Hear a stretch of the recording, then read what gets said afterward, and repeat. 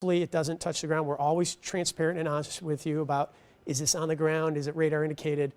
And then we hope that you do the right thing, which is stay safe no matter what. Play it safe rather than sorry, and just be in that safe shelter. Maybe you have to do this 3 times a year max, sometimes no times a year.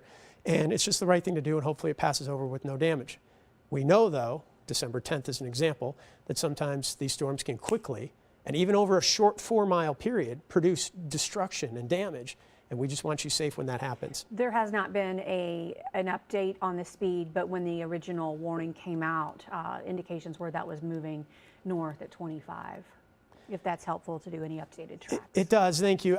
Just visually, it looked a little faster, and the reason why I wanted to go 30 is because that line is catching up to it, and so that line can give it more of a nudge to the north and speed it up. So I just was trying to be a little more, a little faster and hopefully a little more accurate. Okay, signature's not as strong, but still rotating. See how it's really bright right there? I went back in time, now I'm at the current. I'm gonna go back in time, really bright. Strong rotation right here. There's Beaufort. There's Gerald. This is Highway 50. Now we're going to go forward in time to right now. And a little weaker. The rotation's broader too. So what I mean by that is it's kind of broad right here and here. And right in between, that's where the tornado would be, right there. Doesn't look as strong, hasn't gone away. You need to be in your safe shelter. Trust me, if you're in Beaufort, you want to be down in the basement. If you don't have a basement, you want to be in that lowest level. Put as many walls between you and the outside. Stay away from windows. I know, I'm repeating myself. But trust me, if you live in some city that's not affected right now, when you are affected, these things can help because the anxiety level is high. So I'm going to repeat those safety steps, take shelter, what to do. But I don't mean it to be repetitive as much as I mean it that people can be high anxiety in these situations, and whatever we can do to keep the anxiety down, put you in a safe spot, and let this pass. Hopefully it passes without doing any damage. That's what we want to do. But that's the exact location where we would have a tornado, 185 and 50 here. So it's just kind of on the southwest and west side. Keep in mind the radar's scanning, so we're going to get new scans. This is going to lift to the north. Let's see some of the cities that could be impacted as it does head to the north. While you're doing that, Steve, I just want to mention the only reports coming out of that area thus far from law enforcement is that south of Merrimack Park, there's a tree across a roadway, unknown size, but as far as any damage reports coming in, that's what we've seen so far.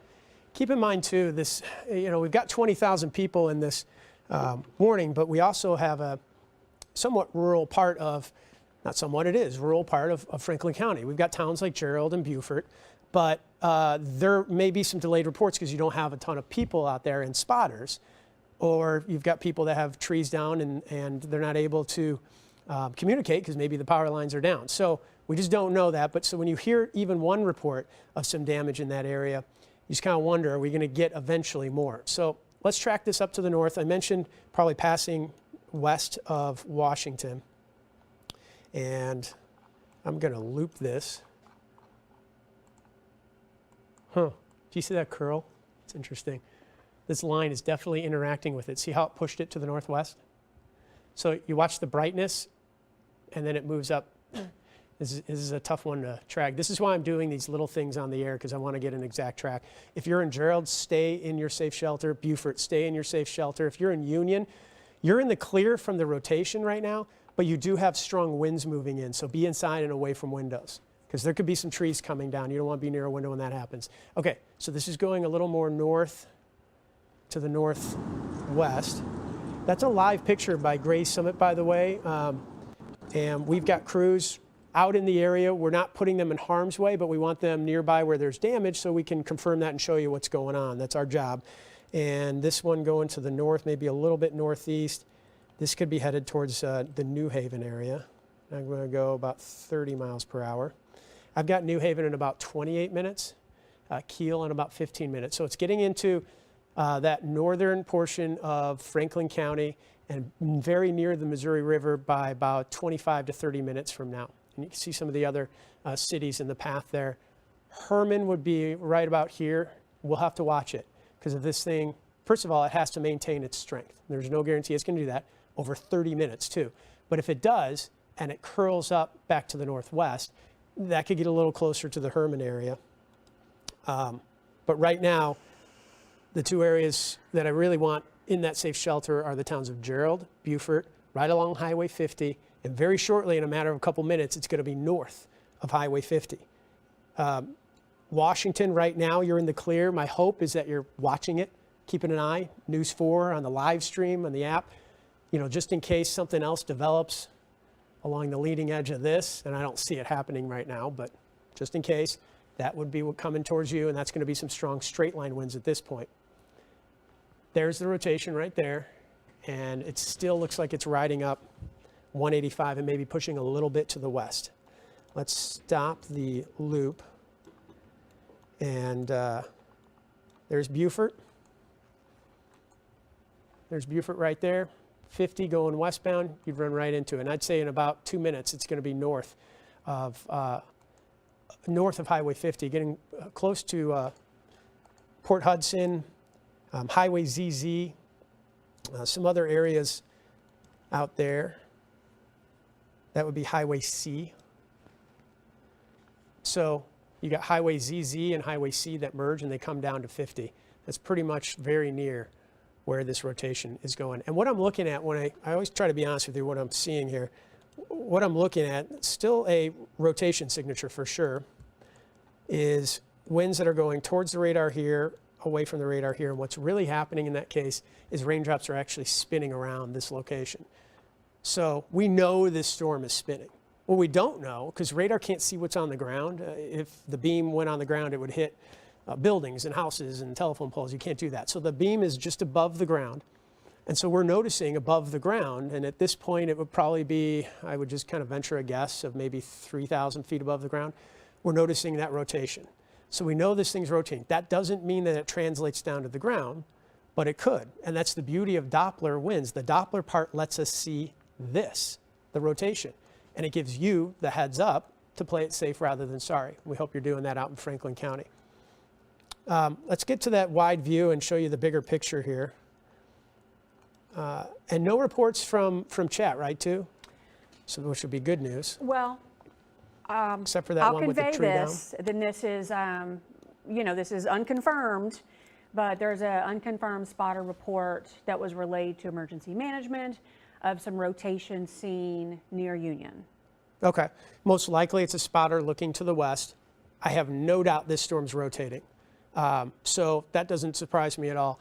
One thing that I do want to point out, which is really, really good, is the severe thunderstorm warning for the bow echo has been removed. If you're in Farmington, watch out. These are still strong winds. It can intensify, but this is great news. You don't see any yellow boxes here. I'm going to check out that tornado warning for Southern Reynolds in a second. But this is good news because that was the bow echo, we call it, real strong line of winds that could produce 70-mile-an-hour winds. I got to say, it still looks like it's strong in the southern portion of St. Francis County, and I do want to put a track on that for you, especially with Bonne Terre, Park Hills, Farmington. This is coming your way. Can you pop Farmington into input 3? We'll take a look. Give me just 1 second. No problem. Thank you to meteorologist Kristen Cornett. She's managing a lot in the background, and I appreciate it. Farmington in 3. Thank you. So that's Park Hills in 10 minutes, 13 minutes into Farmington, and that is the view from Farmington. It looks just fine looking to the west. This is looking west. If you pan a little to the left, it'll be a little more southwest, but we'll come back and check that out. But that's the BJC Skycam network from Parkland Health Center in Farmington. And reason I wanted to look southwest is I wanted to look at this portion of the storm right here. That's bulging out a little bit and the potential for some strong winds. It's there for you. Thank you. We'll check back in, just see if it looks. Not yet. Most likely we're going to see very shortly, though, a shelf cloud come in here. And a shelf cloud would be an indication of the leading edge of this line of storms, which, again, it's really good news that it doesn't have a severe thunderstorm warning on it anymore, because earlier it had the potential for 70-mile-an-hour winds. At this point, I'd say it's probably more like 50. And if we get a new warning, then it means it's ratcheted up maybe 60 miles an hour, and that can do some damage. You also have Washington, Missouri on input 1, if you would like. Yeah, definitely. Thank you. And that is looking, what, to the northwest? South? South, okay, yeah. Yeah, because the river is back there. We panned it. Now we're looking south. And that storm. And we also have Sullivan, too, which you can see with the droplets on the camera there. on the right-hand side of the screen. That's from BJC Skycam Network as well. Okay, so let's check in on this rotation and see what's going on. Good news too, by the way, that we have some heavy storms like this one here in the Metro East, this one coming up through Jefferson County. If I'm not mentioning your town, that's really good news. It means you're not in a severe thunderstorm warning or you're not in the strongest part of the storm. This big yellow box is a warning, and it's for this line right here. And on the northern flank of that line, we've had some rotation. So there are some areas where I'm not talking about you, but it's because it's a strong thunderstorm probably, but it's not a severe storm, and we don't see any rotation. Although we will direct our attention to that really quickly, and you let me know if they point out anything while I focus in on this tornado warning. Radar indicated tornado warning, northern Franklin County. Most likely has crossed 50 at this point. It has indeed. And it is weaker, yeah. This is really good news for New Haven. It should be right about there. This rotation is weakened. You're noticing, is that powerhouse storm mode Silverado near Union on 44? Yep. And wet roads, heavy rain. They're near Sullivan, or near Union, I should say. So there's Union. The rotation was here. This thing's really falling apart. I'll watch this leading edge. And when I go back to the line, the regular radar you're used to seeing, you'll know what I mean, leading edge. The leading edge right here, I'll watch this line for any further intensification, rotation. But as this lifts to the north, the rotation that was on this section that came right through near Gerald and Beaufort, almost right over Beaufort. And I wouldn't be surprised if there's at least some tree damage in that area. But that has weakened as it lifts to the north. And that leading edge line still looks pretty intense. In fact, let's put a track on the leading edge of that line just to give folks an idea as this moves to the north, a heads up on when this might arrive.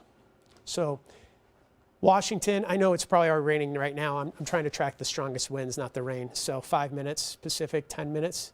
Eureka, I know you've been hit already by some storms as those kind of lifted to the north and you're getting hit now. But what I'm tracking is this right here, which would be stronger winds. So I'm not trying to tell you when the raindrops start falling, but I'm trying to figure out when the stronger winds might arrive in your neighborhood. That's about 18 minutes. Wildwood about 25 minutes. Wentzville in about 38 minutes. And we mentioned this, St. Charles County, we said, hey, this line, instead of going east, it's kind of curling up and lifting back to the north, and it potentially could get up into St. Charles County. This is an area where you probably don't have as much storm fuel. It'll be interesting to see if the atmosphere has recharged.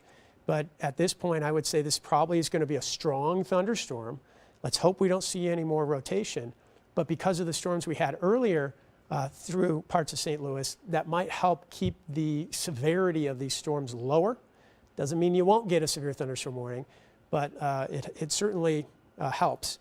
So that is that line. And again, checking in on rotation, that thing has really weakened. And you can see the life cycle. Wow. It's just fascinating how it bumps up to the northwest. It's right there. It bumps up to the northwest because that line came up and gobbled it. And there is still some rotation right here. It's much weaker. And it's really moved farther to the west, too. Let's zoom in and see if that is north of Gerald. Yeah, just northeast of Gerald. So it kind of curled that way. And that's where the potential tornado is. There's still a radar-indicated tornado warning, crossing 50, moving just to the north and northeast of Gerald. So what's my advice if you're in Gerald? Stay in your safe shelter, especially if you're on the east side of town. You live anywhere between Beaufort and Highway 50. You should have been in your safe shelter. Give it another few minutes, 4 or 5 minutes. This thing's going to lift to the north and head up into probably close to the Gasconade and Franklin County line as it kind of curls a little bit to the west and northwest. Let's see what towns would be impacted next. Weaker rotation, though. Again, Beaumont would be next out of this. And you see, if you're in Drake, this is going to miss you. There's Drake, because there's where the rotation is. And it's going to lift up to the north and northwest. We have a new severe thunderstorm warning that includes parts of the metro, Jefferson, St. Charles, St. Louis City. It's a severe thunderstorm warning. So this is that line that we were tracking, and we said, hey, St. Charles County is coming your way. We're tracking it into Fenton, Eureka. Now it has a severe thunderstorm warning on it. And that severe thunderstorm warning is this yellow box. It's huge because what we're trying to capture here is the leading edge of this line right here. And it's a big line. And it's actually kind of split off from the line that was pretty strong to the south, although I still think there's potential for a new severe thunderstorm watch down here, especially where you see that little bulge coming to Farmington. If you're in Farmington, I would still be inside and away from windows when this hits. That bulge out of ahead of that line, typically that means you've got some pretty strong winds. And you know, if it's 50, 55, even though it's not quite to the criteria of a severe thunderstorm warning, you can have some weakened tree limbs that start to come down. So just be inside when that hits. Steve, a heads up, the tornado watch has just been expanded. Okay. It goes until 11 p.m. It now includes St. Louis City County as well as pretty much all the areas to the east. That's interesting. So they bumped it up to the north. Yes, Yeah. includes St. Charles County as well. All right. So let me start over. I'm Chief Meteorologist Steve Templeton. You're watching live storm mode coverage. Meteorologist Kristen Cornett is in the background. She's watching everything and just told me that the tornado watch has been expanded.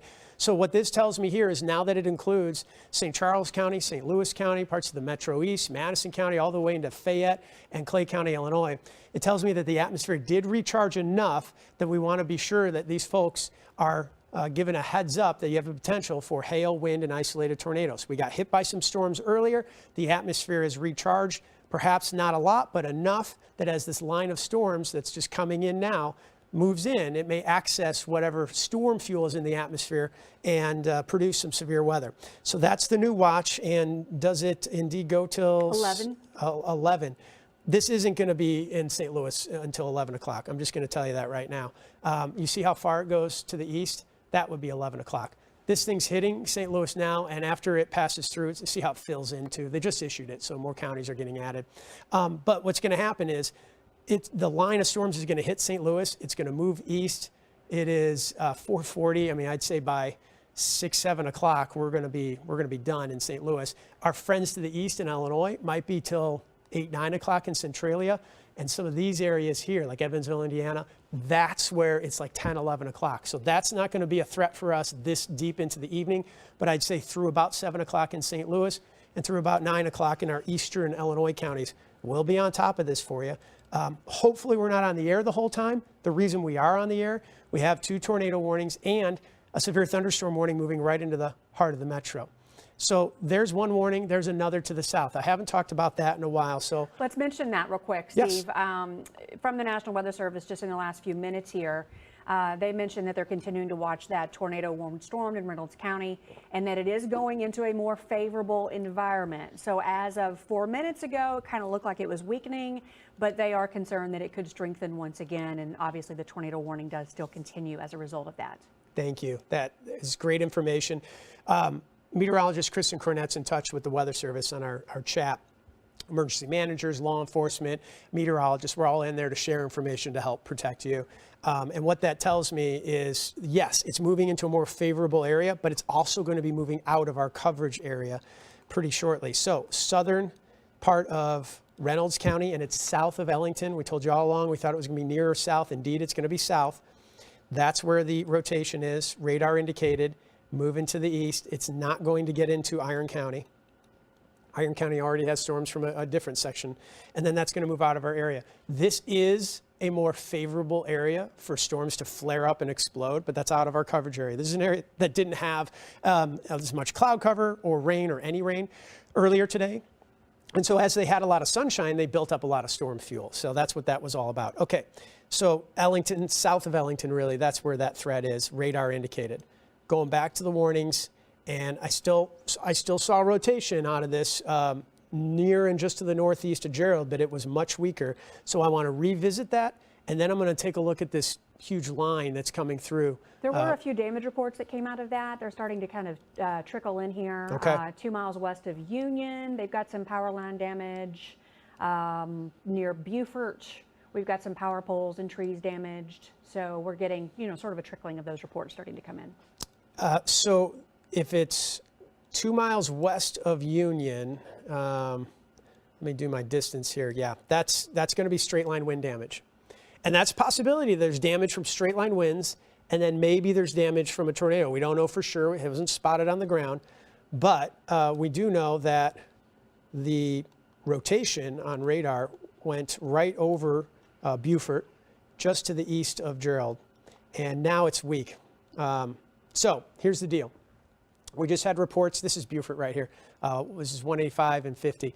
Had reports of damage near there. That possibility could be from what is now near this area, Port Hudson, and headed to the northwest and much weaker. And that is the reason for the tornado warning. Again, much weaker signature. If you're in Gerald, you're in the clear. If you're in Beaufort, you're in the clear. Now, when I say in the clear, keep in mind there's rain, thunderstorms, so be careful if you're heading outside to inspect any kind of damage. You still have storms in the area and you still have a ton of lightning. But as far as that rotation goes, that has weakened and moved up to the north. Speaking of lightning, look at all that lightning there. And then what's happened is, see that red move to the north? That's the straight line winds. If there was indeed damage, we've had reports just 2 miles to the west of Union, that came from straight line winds. Multifaceted cluster of storms here with multiple threats. Sometimes it's rotation, sometimes it's straight line winds. Near Union, it would have been straight line winds, hands down. And the rotation that's now northwest of, northeast of Gerald. The tornado warning for Franklin County has just expired. Good, good, that's perfect. Okay, so we still have, I love to hear that. We still have a severe thunderstorm warning that's impacting the metro. And it's this entire line right here. It has potential for 60-mile-an-hour winds. There's no considerable tag on this. No, and they say, yeah, the main concern there is worried about 60-mile-per-hour winds, and that the eastern part of the line could see maybe a brief spin up there. Thank you for that. And that's also interesting because that's not the line that just had potentially a brief spin up. By spin up, they mean typically an isolated brief tornado, but had a potential brief spin up. That section of the line is the northern section of the line. That's weakening. So what they're hinting at is, hey, this section of the line right here is stronger, and we got to watch to see if we get a little brief spin up, thus tornado out of that. As I analyze the radar off to the side, I don't see any significant rotation right now. What I want to do first is give you a heads up on the timing of this. So let's stop the loop. If you're in Eureka, it's there now. You know that. And I'm sure it's pretty loud. And I'm going to track it to the northeast at, I'm going to go 40 miles an hour. No, it's probably faster. It's probably 50, isn't it? Let me double check here. Thank you. We've got a lot of stuff in this chat. I appreciate your help. And I'm going to loop it so we can see that direction. You know what? I'm going to go a little more northerly on this because I think what's happening, and I'll explain this, I think what's happening is it's starting to kind of curl. Northeast at 50 was the most recent. Northeast at 50. Yeah, I went a little too far east. It's curling kind of like how our rotation potential tornado curled back to the northwest. This isn't going so far to the northwest, but it's curling back a little bit more to the north. So I have it into Parkdale in about 1 minute. It's there. Maryland Heights in about 20 minutes. St. Louis City about 27 minutes. And the section I think I really want to focus in on is this right here. So let me get rid of that and let's zoom in. I like to be very specific, especially as this moves into the metro. And what cities are, any city along that line is impacted. We do have Eureka, by the way. That's Most Sacred Heart Church on the BJC Skycam network. So you're noticing the big picture radar on the right-hand top screen, and then the bottom right-hand. We'll show you some pictures from time to time of cities that are going to get impacted. And Eureka, you're getting impacted. You're getting heavy rain. You are in a severe thunderstorm warning. The threat there primarily for damaging winds. And as I look at the Doppler winds, I don't see one area that catches my attention as a threat for rotation. So that's really good news because along the leading edge of these lines, and that's exactly what Kristen was saying, one of the things we'll watch for is these spin-ups. But the reason this section of the line has my eye is because it's kind of bulging out. And typically when it bulges out, it's because the winds here are strong and pushing the raindrops out ahead. So you get that little bow echo effect. This is just kind of a mini version of what we've been seeing a little farther to the south out of this big cluster of storms. On top of that, you have these isolated storms out ahead that just produce downpours. They too can start rotating. We haven't seen that yet out of these isolated cells, but like this storm here that's coming out of Arnold towards Columbia, It's going to be a tremendous downpour. There could be some pretty strong winds out of it and maybe some small hail. We're also getting that hitting downtown as I zoom up a little bit more. So while the severe thunderstorm warning is for this line, I don't want to ignore the fact that these are really intense storms. And whether it's severe or not, just be inside away from windows when this hits. Downtown, hitting to Columbia as well. Those are the two cores. Speaking of downtown, there's the view down Market Street, the BJC Skycam network. Doesn't look too bad right now, but if you're out in it, it'd be a heavy downpour, that's for sure. Okay, so we only have one warning left. Am I right about? No, two warnings left. Severe thunderstorm warning on that line moving into St. Louis. The tornado warning, we mentioned all along, it's going to be south of Ellington and southern Reynolds counties, or county. It's 4:49 right now. So what we're going to do is, unless you guys tell me if you want to do something different, let's go up until 5 o'clock and we'll start News 4 at 5. Bryant, hopefully that works for you, especially with this line moving right into the metro. And if I highlight two areas that I want to watch, obviously because of the radar indicated tornado warning right there, but also this area right here, that little bow echo that I was showing you. The northern side of this does look to be weakening. Say that again, Bryant. Okay, perfect. And so those are the two areas. I always like to try and give you a big picture and simplify it. Those are the two areas with right now the most urgent potential for damage. And I think this is the more urgent, the tornado warning in south of Ellington. And I'm not seeing a signature for really, really strong winds, but I do think we could see some trees or tree limbs come down from this part of the storm coming into Eureka, High Ridge, and Fenton. I'll zoom in on both in a second. The one thing I don't want to ignore is while this section of the storm has weakened, earlier it had a history of potential producing 70-mile-an-hour winds. And so now there's no warning. Well, it could strengthen again, and especially what's moving through Farmington. We'll be watching to see if a new warning comes out there. The reason I say especially, it's actually into Farmington now, is because this section of the storm, if that bulges out a little more, it would be some stronger wind indication on radar. Let's zoom in on the threat for the strongest winds in the St. Louis metro. And I'm going to switch over to the Doppler winds. And I'm just going to kind of analyze this with you here. Okay, so I'm not seeing rotation, but I am seeing kind of a downburst. And what's happening here is that red that's showing up, those are raindrops being pushed away. The green is air, raindrops being pushed out. And the reason why is because that is just a really, really heavy downpour right there. And that's where you can end up with real strong winds. So if you're in Arnold, let's keep an eye out for the threat for some damaging straight line winds. And I will also highlight some of these little brighter green spots, little isolated areas of downpours that can create some very small area damage, but that's how it ends up. Instead of being widespread, it's just a little pocket. So we have one just to the east of Eureka, one coming into Wildwood right now. Not rotation. I'm not seeing that. I am seeing some strong winds, though. Will you pop the South County camera? I've got it right now. You've got some interesting looking clouds. Which input do you want? I'll put it in one. Is that okay? Yep, that works for me. There you go. So that's going to change here in a second. There it is. This is Barnes Jewish Siteman in South County. That's I-55. It's right near Butler Hill Road. And indeed, some interesting looking clouds. Not rotation, scary looking clouds. What's happening here is that darkness down there. That is really heavy rain. Remember I said the heavy rains coming down near Arnold could cause some wind damage? As the rain hits the ground, the wind splatters out. And then what is going to happen, it's going to encounter this somewhat mild and humid air in South County and lift it up and create these kind of dark clouds out ahead of the main storm.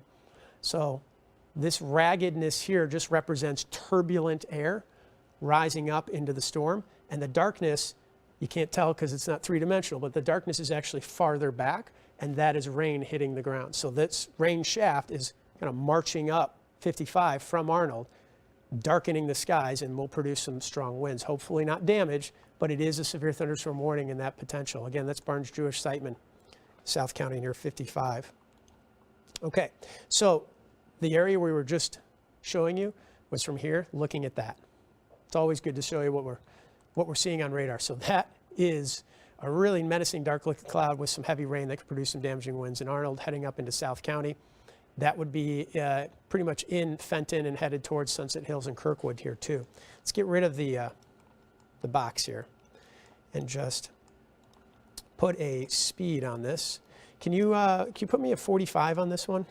Sure. Thank you, I appreciate it. My new little workstation I have over here doesn't have a keyboard, so she can type that in so I can get the proper speed. And then what I'll do is I'll give you a heads up on when this is going to arrive in your neighborhood, okay? So this I mentioned what is in Fenton, Sunset Hills, about 3 minutes. Kirkwood, about 6 minutes. Crestwood, about 7 minutes. Afton, about 9 minutes. Webster Groves, about 9 minutes. It would be into about Maplewood in 12 minutes, into the city in about 13 minutes or so. Central West End, about 18 minutes. Into downtown at about 19 minutes. And I'll track this into Dutchtown, about 15 minutes. Arnold, you're getting buffeted by some of those strong winds already. And here's what's interesting too. This one's going to merge with another storm cell. This one's not severe, but boy, that's some pounding rain over Columbia. And again, you could have 40-mile-an-hour winds that aren't severe, but that can still take down some weakened tree limbs. And that thing is going to come up and probably merge with this. That probably would weaken this surging line where we have some of those stronger winds. Let's go back farther up to the northwest and into western St. Louis County and St. Charles County. The storm gets weaker as you get out here into southern southwestern St. Charles County. So what's coming into Wentzville, it's going to be a strong storm no matter what, but it's much weaker on that northern flank. So you probably won't even get 60-mile-an-hour damaging winds, but you might get 40, 50. This section here coming through West St. Louis County still looks pretty intense, and that's coming into Wildwood now. So that's Baldwin in maybe a couple minutes, and then Wildwood, and then eventually That's a new tornado warning for St. Louis, Steve. Okay. Let's see where this one is. It's right where I'm zoomed in on. I've got to take a look at the velocity, and it's right near Castlewood State Park, and moving to the north. It's right North at 40. right in this area here. And what I want to do is get an idea on the terminal Doppler. See it a little better there. It is the leading edge, and let's see on the radar, you're seeing a little curl. Yeah. So air is kind of curling in here. There's Baldwin, there's Wildwood. Radar indicated, I assume? Yes. So rotation right around here. That is small. Hopefully this is going to be isolated and brief, but in the meantime, if you're in anywhere between Wildwood, Baldwin, Ellisville, you need to be inside and into your safe shelter. The rotation's kind of right in between Baldwin and Wildwood. And I would say it's probably going to ride up right into Ellisville very shortly. So I've zoomed in so you can see Ellisville right there. There's 340. And the rotation's right in this little nook. And the reason that nook exists is because air is flowing into it, and that inflow is then rising up and creating a little spin. Let's see if we see it any better here. On the SRV, we don't see it real well, and saw it a little better here on the terminal Doppler, but even now, this hopefully is fleeting and brief, but for now, you need to be in your safe shelter in Ellisville. So Doppler indicated tornado warning, pretty much just ramped up right around Castlewood State Park. And this is going to pass in between. It's going to hit Ellisville. It's going to be right over you. It's going to pass in between Wildwood and Baldwin. All those three cities, though, I think the best thing to do is just be inside, be down in your safe shelter in the basement. If you don't have a basement, lowest level, put as many walls between you and the outside, and avoid the windows. And this is going to hopefully slide through without any damage. But that leading edge right there is where we get these spin-ups. We call them spin-ups because they actually can tighten up and spin up from the ground in sometimes even below the radar. And the radar's so close, it's picking up on this. But they spin up briefly, and then they tend to fade away quickly. I hope that's the case and we don't see strengthening, but that inflow notch that we're seeing right there is certainly an indication. Got the O'Fallon rotation. camera pulled up, looking off to the southwest in input 1 now, if you want to check that out. Okay. You see it flare up right there. I went back in time, crossed 44 right here, and We'll go forward in time, a little weaker right here, coming up right in between Baldwin and Wildwood. And you said input 1? Yeah, so Fallon is in input 1.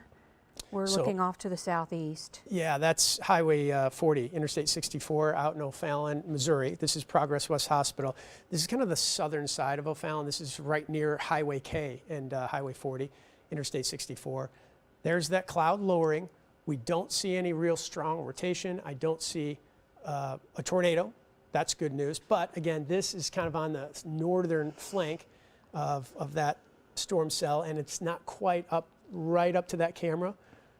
So, you know, I can't see what's back there a little farther to the west, but that's keep what an we'll eye be on looking it. at. I was just going to say that. Thank you. I appreciate that. That's meteorologist Kristen Cornett, and what we're watching is, and most likely, you know, you might want to try to point it a little more to the, is it southeast? It's southeast. It is southeast. You got it. She nailed it. Okay, so that's the area of rotation, and our camera was looking at it like this. So that's what we were looking at. So you're seeing some of this northern flank of the storm. Maybe not able to see perfectly this, but that's where the potential tornado is. Radar indicated tornado headed towards Chesterfield Valley as well. So we mentioned over Ellisville. Let's put a track on this a little longer term, because I've been focusing zoomed in on specific cities that it's over. I want to see if this is moving more to the north or northwest. I'm going to go more north. And the speed on that, let's make sure we get an accurate speed on this. I got it, north at 40, okay. So from that exact location where the rotation is, north at 40 miles an hour.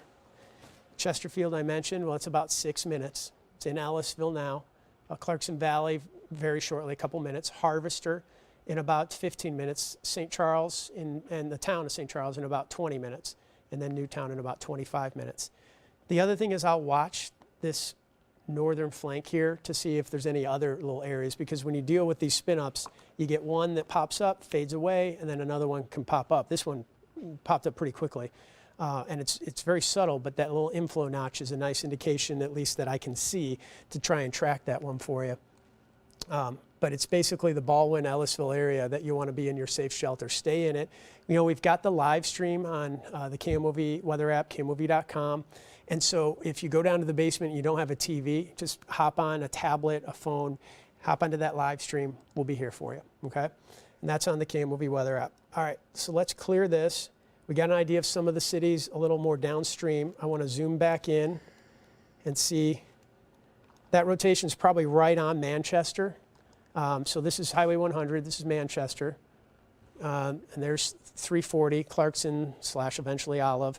And it's just to the east of 340 and 100. 100's Manchester, so it's right over or just to the east side of Ellisville. We'll switch over to get rid of the boxes, zoom in. Ellisville pops up right there. This is Manchester. Not the strongest signature in the world. That's good news. I've seen stronger signatures today. But if you're in the wrong place at the wrong time with even a weak tornado, it's bad news. I don't want you looking out windows. I don't want you outside on the porch. Just be inside. Let this thing pass. Be down in the basement if you're in Ellisville and Baldwin. I mentioned Wildwood too. I think this is going to pass east of you. Yeah. If you're in Wildwood, you can come up from your safe shelter. If you're in Ellisville and Baldwin, you want to stay there. If you're in Chesterfield, this is coming your way as it kind of rides up Clarkson and then eventually into Chesterfield. So this is the trajectory of it. This is north of Eureka, but you see Eureka in the camera on the bottom right because that's where our storm mode Silverado is. And so what's happening is we're trying to position them in a safe spot, which would be right here. And if there is damage, we can go up 109 over to Manchester and inspect it. What we don't want is them on Highway 40 out in the Chesterfield Valley getting hit by this, because that's the direction it's moving. So they're in a good spot, and if you're in the Powerhouse Storm Mode Silverado, you guys are in a really good spot right now. I know there's heavy rain and probably some strong winds, but as far as the strongest winds in the rotation, it's north of you. It's not coming to you. You're in a good spot. If there is damage, you can get to it. You want to tell us what you've seen so far out there? Is that Susan Alcori? Go ahead, Susan. Did they say something to you? Yeah, you're live. When? Now? I don't have an IFB. He's talking to you. What are you saying? So there's a slight delay. She can't hear me. That's okay, Susan. Are we live? Her photographer truck's trying to let Well, her we're know. at right now in Eureka. There we go. And you can see just some rain falling down. Her photographer truck's trying to let her know. Thanks, A Doug. little earlier, there was a lot of rain coming down. You can hear the sirens out here. We pulled over. And right now you can see just some rain coming down, but it's a whole lot lighter than it was. Sky is also lightening up. It was a whole lot darker out here. And again, we had the wind picking up, sirens are going off, and that's at the point that we pulled over. And right now we're out, where are we, Chuck? 99 We're and at, 109 and 109 and 44. Yeah, so that's where we pulled over, especially as we heard Steve talking about the rotation moving through. Things here, though, have calmed down. But again, earlier, it was just pouring out here, and we could hear the tornado sirens going off. Appreciate that. Thank you, Susan. Sorry about, the delays and stuff like that, but it's technology. They're getting on the road. They're getting set up just like that, and we appreciate the report. They said it's calmed down. They're at 109 and 44. It's basically Eureka. Eureka High School will be just to the north up 109. They're in a good spot right there and away from this, which would be the area of rotation that we want to watch, which, again, not a real strong signature, but moving up towards Chesterfield. If you're in Ellisville and Baldwin, hang in there in your safe spot. We appreciate you doing the safe thing, play it safe rather than sorry, and be in that safe spot while this passes, hopefully doesn't produce a tornado. But if it does, even if it's brief, you don't want to be looking out the window or out on the porch. So let this thing pass. On the top of the fact that there's a lot of lightning with this, there's potential for some strong straight line winds as well. All right, let's get back to the big picture. I've been zoomed in West St. Louis County for a good reason. Radar indicated tornado warning, and that is the red box you see right there as it heads towards the Chesterfield area. A weaker signature than earlier, but still a signature, and the radar indicated tornado warning continues.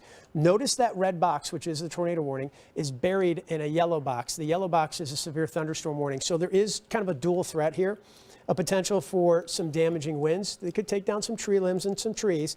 I'm going to get rid of the boxes because it just kind of clutters it up. And I'm going to highlight with a circle rotation right here.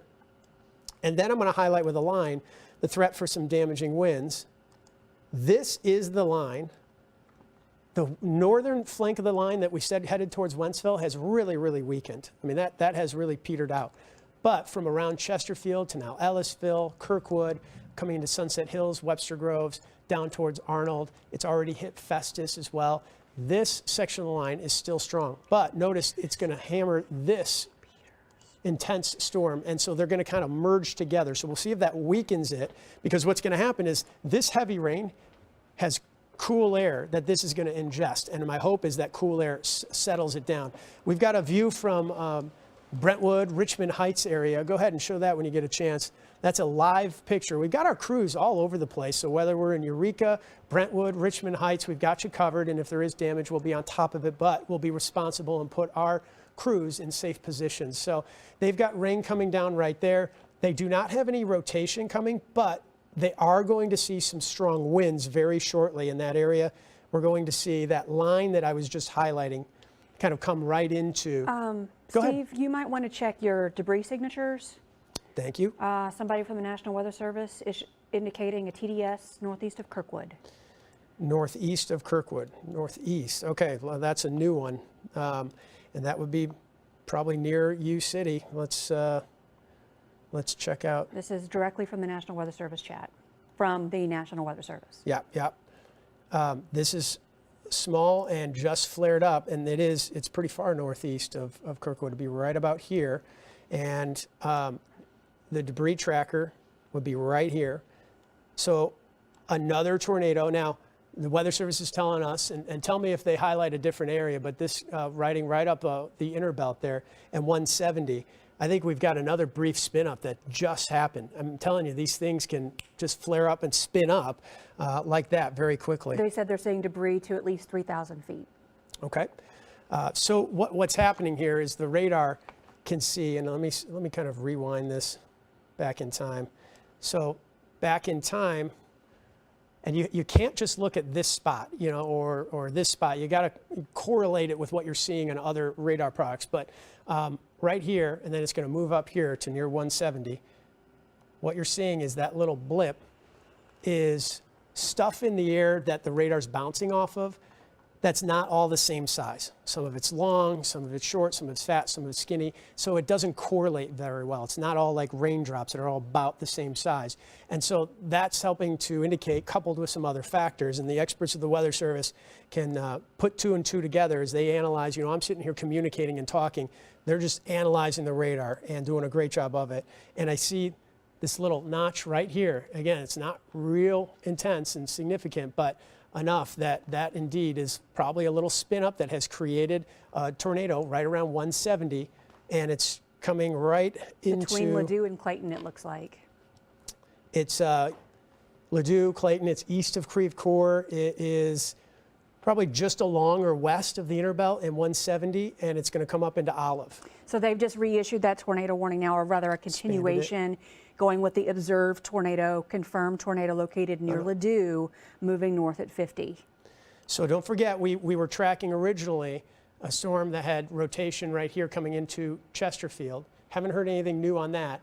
This, on the other end of this tornado warning, is a new tornado right here that has debris in the air. And that right there is Olive. So you're talking about 170 and Olive. So you're talking about Creve Coeur and Clayton coming into Ladue. It's going to be crossing Olive probably in a matter of minutes. I'm going to get rid of that red box that represents the warning. Thank you, Kristen. Really appreciate that. And even on this typical radar image, it's very subtle. I'm going to switch over to the terminal Doppler and see if we get a better view of it. These are brief spin-ups. They may not last very long, but enough that it can create, obviously, a tornado and create some damage. So riding up, man, let me zoom out a little bit. Yeah, riding up 170, just to the west side. Trajectory still looks to be north, and maybe a little northwest, but mostly north. So that's going to be headed towards 70. I did that longer loop and took a pause because I just wanted to get a real clear idea of the direction that that's moving. And it's already up into Maryland Heights area right now. We switch over, or very close at least. There's another signature too that I think warrants us watching. So I'm going to highlight this one right here. And I'm going to highlight this one is actually west of 270, and that is also Olive. I said these things could flare up, one fizzles out, a new one comes up. So this is the one that had that debris signature, and I'm going to switch over to that debris tracker. And it looks like that debris doesn't look there like it's there anymore. It could have hit something. Boom, you get some debris in the air. Then it fizzles out, it's gone, perhaps a new one develops. Let's watch this one. It also is in the tornado warning, but it wasn't the original one we were watching, which was out near Chesterfield. And that one seems to have weakened. Let me go back. If you're in Baldwin and Ellisville, you're in the clear, safe to come up from your safe shelter. But when that storm passed through Baldwin and Ellisville, there was definitely a little inflow notch there. That thing is long gone now and has weakened as it lifts north, probably north of Chesterfield now. This is probably right around the Chesterfield Athletic Valley complex. But again, that rotation has really weakened. The airport is getting hammered right now too. You see our BJC Skycam from Lambert in the bottom right. The line in the big picture here, the line is creating these spin-ups, and they can be brief, isolated tornadoes, but it's generally that northern flank. Let me zoom out a little bit more. And that northern flank is not quite merging with what is another storm cell out ahead of this line that's in St. Louis City. So I think it's that northern flank that's going to be in the short term, the more immediate danger right here. And you'll notice, see this storm cell right here? It's colliding with that line over South St. Louis County and St. Louis City, but then the northern flank is free of merging with any cells, so it's accessing more storm fuel and perhaps getting some localized isolated rotation out of it as well. So bottom line is the tornado warning continues. You'll see the warning in the red box there, and it's this leading edge line that's coming up 270 and 170, and along the leading edge, we want to watch for those little spin ups. So what do you do with this? If you're in Maryland Heights, if you're in Clayton, Ladue, Creve Coeur, you need to be in your safe shelter. If you're in St. Charles City, you need to be in your safe shelter too. Bridgeton, Hazelwood, especially the western part of Florissant. Let's track this and give you an idea of some of those cities and timing. And what I'm doing is leading edge here, where those spin ups, and I'm doing, instead of focusing on one specific location, I'm doing that whole line.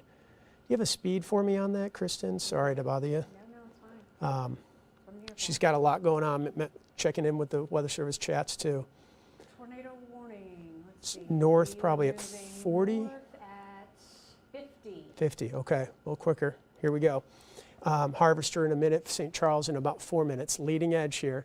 And then buried right in here are these little spin ups. Florissant, I mentioned, especially the west side of Florissant, about 7 minutes. Eventually up into Illinois too, Grafton, in about 20 minutes as that moves north. Let me zoom back in and see what has flared up and what has fizzled out. The one I was watching out near 270 looks a little weaker. And these things are moving quick. This is going to happen quick. St. Charles coming your way, Newtown, Florissant. This is all zooming super quick. I went back in time to show you this. That's where I said, hey, let's watch that. Literally in one radar scan, that thing has weakened. Still a little rotation there. We've got winds in the red moving away, the winds in the green moving towards, and so there's definitely still a little rotation right there. The one that was out near Olive and 170 looks much weaker. And of course, this is coming right up into Lambert.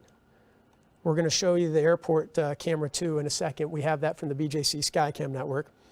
But I think we're just in a situation where these flare up and fizzle out. I think the strongest area of rotation is that one that in one scan weakened but didn't go away. And I'm zooming in on it right now. It's coming into St. Charles City. That is 141 right there. So this is right near the Centene Ice Center, Hollywood Casino, and rising north towards 70. This would be the Blanchette Bridge, and then it would head up into St. Charles. So what you have here is you've got green, winds going towards radar, red, winds going away, and that's creating rotation, or it's a signal. It's not creating, but it's a signal that you've got rotation right there. That tornado warning now for Madison, St. Clair, St. Charles. Thank you. St. Louis until 5:45. Storm over St. Louis, moving northeast at 30.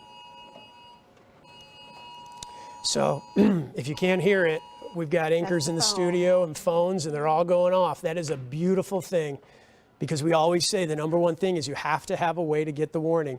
This is a new tornado warning. And St. Louis City, circulation's moving north. They've tightened up over the past couple of scans. Let's see here. There's still that signature I was just tracking out near like Centene heading towards St. Charles. The one in the city, it's in the city is what they said? That's what they're saying. Okay. And I'm having trouble finding this one. These are small, folks, and brief, and not only that, but you, let's go with Lambert and point it to the southeast. Lambert, point it to the southeast. Westcam's not going to help us right now. It's shrouded in rain. But we're getting a merger of storms here, and it's the leading edge of this line right here, which is merging with this cell, and right in between there in the city is where we're getting some rotation. And if it's in the city, it's got to be right around the central west end. I'm checking our camera there now. Yep, thank you for checking that. Appreciate it. These are going to be subtle. Some of them will be fleeting. They might last a scan or two. If you're out in Maryland Heights, there's rotation crossing the Blanchette Bridge. If you're in Creve Coeur, if you're in Ladue, you're in the clear. Come up from your safe shelter. If you're in St. Louis City, especially right around the Central West End. That's where it is. And moving to the northeast. So what I'll do is track from right around, it's like just south of 40 there. Just south of 44, actually. So this would be kind of right near SLU Hospital. And we'll push it off. I think I'm going to have to go faster than that because these things are booking 50 miles per hour. So let me zoom out and we'll go north, a little northeast, and it's pretty much in the city now, but Granite City about 11 minutes. Riverview, so getting to North St. Louis County and Spanish Lake in 10 to 15 minutes. Alton in about 25 minutes. That's the downtown cam right there. That's pointing towards the southern leg of the arch. Your Central West End cam is up at input 1 if you want to take a look. Thank you, yep. Let me know which direction you want to go. So let's point it, so we're looking a little bit to the northwest. Let's pan it to your left Okay, give me just a minute. to look here. a little bit more west and then see how far you can go to the southwest. But we're going to see Okay. that rotation kind of cross our field So of vision. this is going to here. be due west right here. Keep going a little bit further. Yeah, as far as Now you we're can. I think eventually you southwest. start to see the building. Yeah, Yep. I don't see any lowering there. But it's right around 44 and Kings Highway Boulevard, Grand, kind of right in between that area. So we were in that SLU to BJC area, and this is St. Louis Children's Hospital overlooking Forest Park. We also have a brand new tornado warning, tornado located near Bridgeton. So this is going to include Jersey, Madison, St. Charles, St. Louis as well. That one's until 5:45, a new tornado warning. Okay, so that new tornado warning is right here. It comes off of this one. So this one continues, and this one extends farther up into northern St. Louis County, St. Charles County, and then up into Jersey and part of Madison. So let's zoom in and take a look at that. What I want to focus on here too is that these are going to happen quickly. They flare up, fizzle out, flare up. This isn't something we're going to track a tornado for 30 miles. It's not going to happen. We're just not in that situation. So we have one area of rotation here in the city lifting to the north. We have the other area that I need to double check on the Doppler winds to see if it's strong, headed towards St. Charles. And then I need to investigate this area right here where the new tornado warning has come out. It's all on this kind of leading edge. In fact, you can kind of see it if I see the difference between the green and the red. It's all along that line.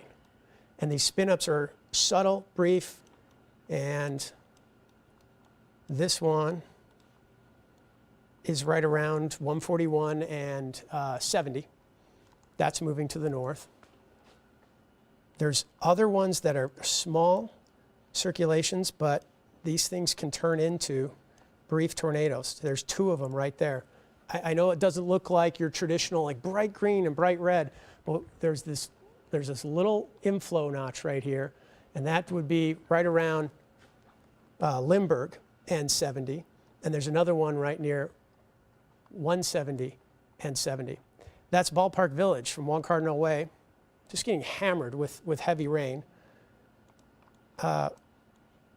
If we look at Ballpark Village in downtown, no, I don't see any rotation there. It's farther to the west in the Central West End. So getting hammered with heavy rain here and strong winds. It also looks like the rain's moving sideways, so the potential for some straight line winds, damaging winds. But as far as that rotation goes, it's probably going to be just to the, well, now it updated to the north, and it moved a little bit to the northeast. So here's this rotation now on the north side of the city, and this came kind of right out of that Forest Park area where we didn't see any lowering. That is Forest Park from the BJC Skycam network. But we've got two tornado warnings now. So this line that comes all the way back down into the city, it's a little messy, and I'll show you on Doppler winds. It's a lot easier, but it's this line that along the leading edge, there's these little spin-ups. So this portion of the line got a tornado warning. This one had one already. It was extended to the north. And so what I want to do is, before I go kind of more back into the nitty-gritty details, I want to just track that whole line and give some folks downstream a heads up on where this is going and what to do. So And I'm going to track the leading edge, even though one of the rotations is actually buried a little farther deeper, and I'll explain that. So Spanish Lake now, Glen Carbon in about 5 minutes, Alton in 9 minutes. By the way, some of those cities I just mentioned, there's rotation buried a little farther south, not necessarily the leading edge. So I'm giving you actually, if anything, a little extra lead time and heads up here. But that gives you an idea of when the leading edge hits some of those cities. Godfrey in about 14 minutes. It does get into some of our Illinois counties, like up into Macoupin County, even Bunker Hill, maybe in about 26 minutes. I'm going to put a track on the western leg here, or flank, and get an idea of some of the cities in the path of that section. Elsa would be about 10 minutes, Grafton in about 12 minutes, or 10 minutes in Elsa, 12 in Grafton, Piasaw in 22 minutes, Jerseyville in about 26 minutes. So 2 tornado warnings, but it's all pretty much this line. But again, that line kind of actually comes back down into the city, and the reason why is because it's in the process of merging with another thunderstorm.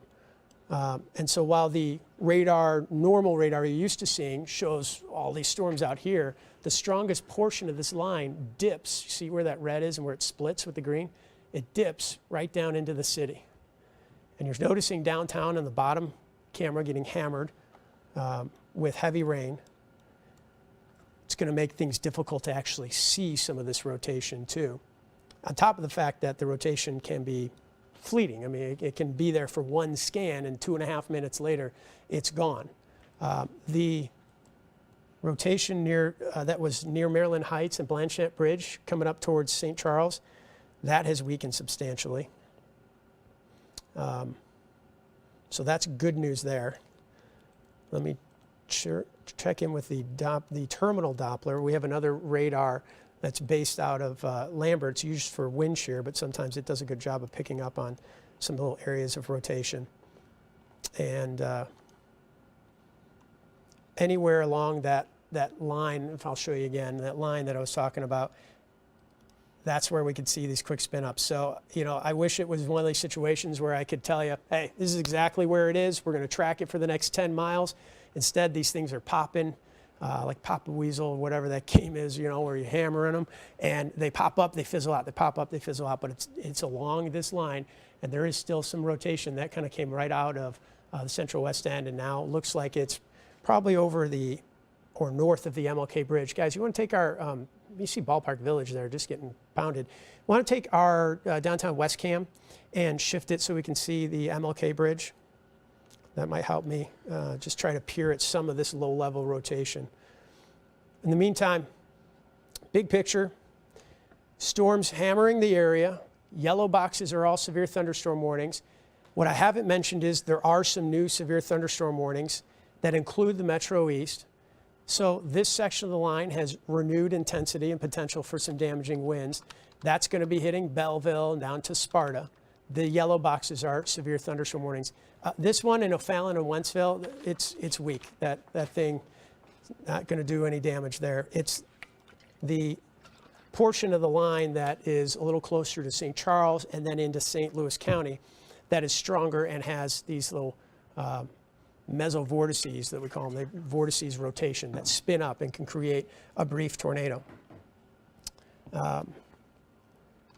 I don't see any, well, let me take a look over around Fairmount City and Washington Park here. And what I'm trying to do is pinpoint one of those areas that might have the better chance to create a tornado. And this one, that's new, just east of Illinois Route 3. Again, not real strong, but still a little rotation there.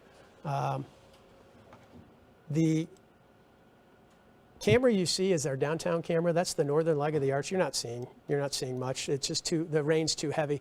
I was hoping we could peer off, and I can't see anything. I was hoping we could peer off towards the MLK Bridge and maybe see some of that low-level rotation, but that's all kind of lifted off to the north.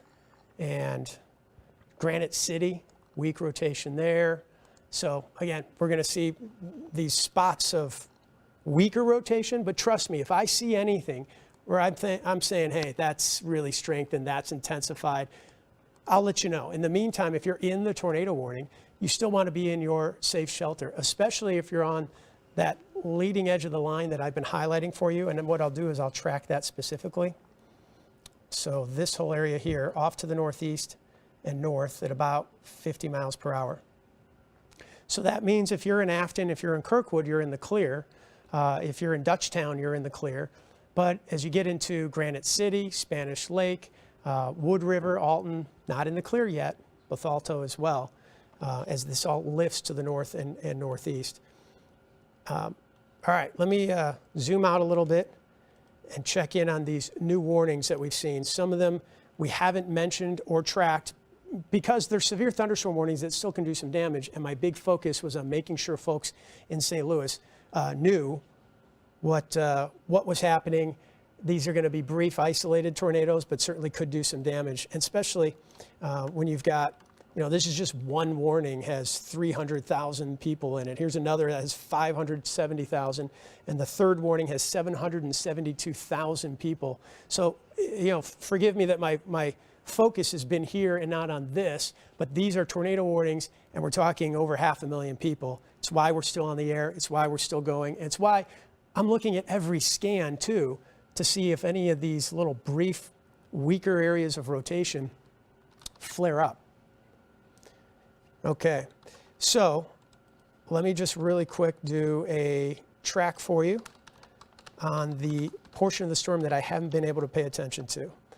This is getting into the Metro East now. Push it off to the northeast. You get Chester in 4 minutes, Sparta in 12 minutes, eventually into Oakville and Nashville in 20 to 30 minutes. All right, I'm Chief Meteorologist Steve Templeton. This is live storm mode coverage alongside meteorologist Kristen Cornett. We continue to track storms that are producing potential for damaging winds and potentially tornadoes. The tornado threat is right here, north of St. Louis and just northeast of downtown into the Metro East. Haven't seen one specific area better than another right now, but they can flare up and fizzle out as we've seen. And then a little farther south, as I just tracked for you, here's this line that can produce some damaging winds. And that has produced those yellow boxes, the warnings, all the way out into Clinton and Washington counties as well. If you're in Jefferson County, you're in the clear. Washington's in the clear now. So some areas that have been hit already, you're done. If I get rid of the boxes and just show you the bigger picture, the areas that are not done are right here and moving to the east and northeast. So this is going to be our threat. Damaging winds and possibly some tornadoes. The tornado threat I'll show you in a second with the red boxes highlighted to the north. Right now, damaging wind threat to the south. Saying that, I do want you to know that this leading edge of the line can get those flare-ups as well, those spin-ups that can create some new tornado warnings. Meteorologist Kristen Cornett's going to let me know, she's done a great job, if one of those warnings comes along while I'm analyzing another part of the storm. And so we will have you covered. We have our crews across the area. We have our cameras out for you as well. You see Ballpark Village on the right-hand side of your screen getting hammered with the heavy rain. We've got crews out in Eureka, Brentwood, Richmond Heights, and they're moving around looking for any kind of damage to report back to you and let you know what's going on. But we'll do our best to keep them in a safe spot as they go out to report the news to you. Okay, let's put on the warnings and let's get back in on those tornado warnings in really North City, North County, parts of St. Charles County, and see if we have any areas that have kind of flared up or creating any kind of higher urgency for a potential tornado. So for that, switch over to our Doppler winds. And it's still all along that leading edge. There's these little subtle vortices. Forgive the weather jargon, but that is what it is, vortices, little areas of rotation along this section of the storm. So that's now north of the city. Okay, so Chain of Rocks Bridge and 270 over towards Granite City and lifting north towards Edwardsville and east of East St. Louis as well. And these small areas of rotation can just flare up right in those areas and create a tornado. I don't see one better than another right now. But all those areas, some of those cities I just mentioned, you definitely want to be in your safe shelter. In fact, I'll turn on the warnings for you again, and I'll highlight the areas that are kind of in the clear and not. So right into here. St. Louis in the clear, Granite City not, Alton not in the clear, Edwardsville not in the clear. St. Charles City, Maryland Heights in the clear. We have a shot from Edwardsville too, and that's where, you know, the rotation would be here, but Edwardsville here, so it's going to be hard to see through all that rain to see rotation, but at least you can see what's coming. This is the BJC Skycam network at SIUE, and that's in Edwardsville where you see it hasn't gotten too bad yet. Remember, the heavy rain's just about to get there. And on that particular section of the storm, the rotation will not be on the leading edge. And that's because this particular section of the storm is where there's a storm out ahead that's about to hit Edwardsville. And the storm that's helping to generate some of these potential tornadoes is right around here.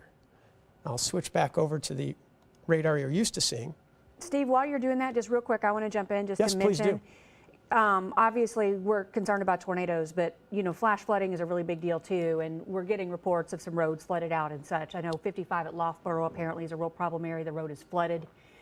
Traffic problems all over the place right now because of this. So let's just please remind folks, this is pouring, absolutely pouring. Visibility is bad to start with, but then when you get water covering the roadway, we need to remember flash flooding is the #1 weather killer. So if you see water covering the roadway, just don't go there, turn around.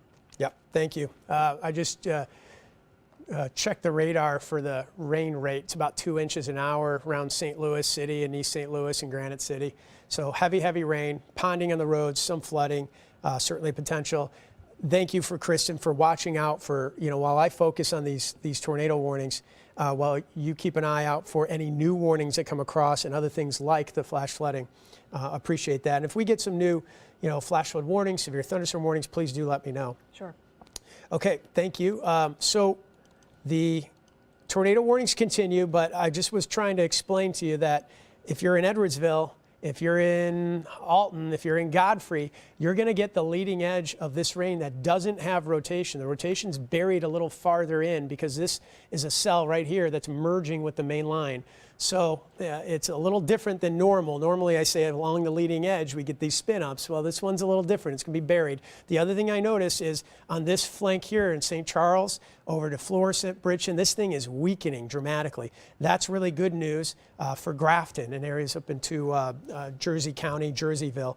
But from about Alton and over towards Edwardsville, I still see some really strong storms with the intensity that could do straight line wind damage. And then of course, and in this section of the storm, it would be kind of like right around the Granite City into the Metro East area, potential for a tornado. So it's a little different because of the storm cell merger we see right here, not the leading edge buried in it. So what that means is if you're in Edwardsville, you're going to hit, it's going to rain heavy, and then eventually you're going to get some of the stronger winds and potential for one of those brief spin-ups that we'll continue to watch. I'm not seeing a real strong signature on that. I better double check on that too. St. Louis City is out of the tornado warning. Yeah, that's good. And thank you for that confirmation. This portion of the Metro East, though, is definitely not. Currently over Granite City area, moving northeast at 30. See, they've even trimmed the warning. It's right back in here and then moving to the northeast. So you see Alton right there.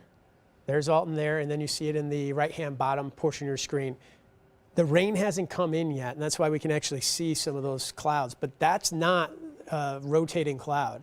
That's just rain that's coming in. The rotation's much farther to the south. I haven't done a track in a while, but let me, before I do a track, get you a little more specific idea of timing on a few cities, like Alton, for instance.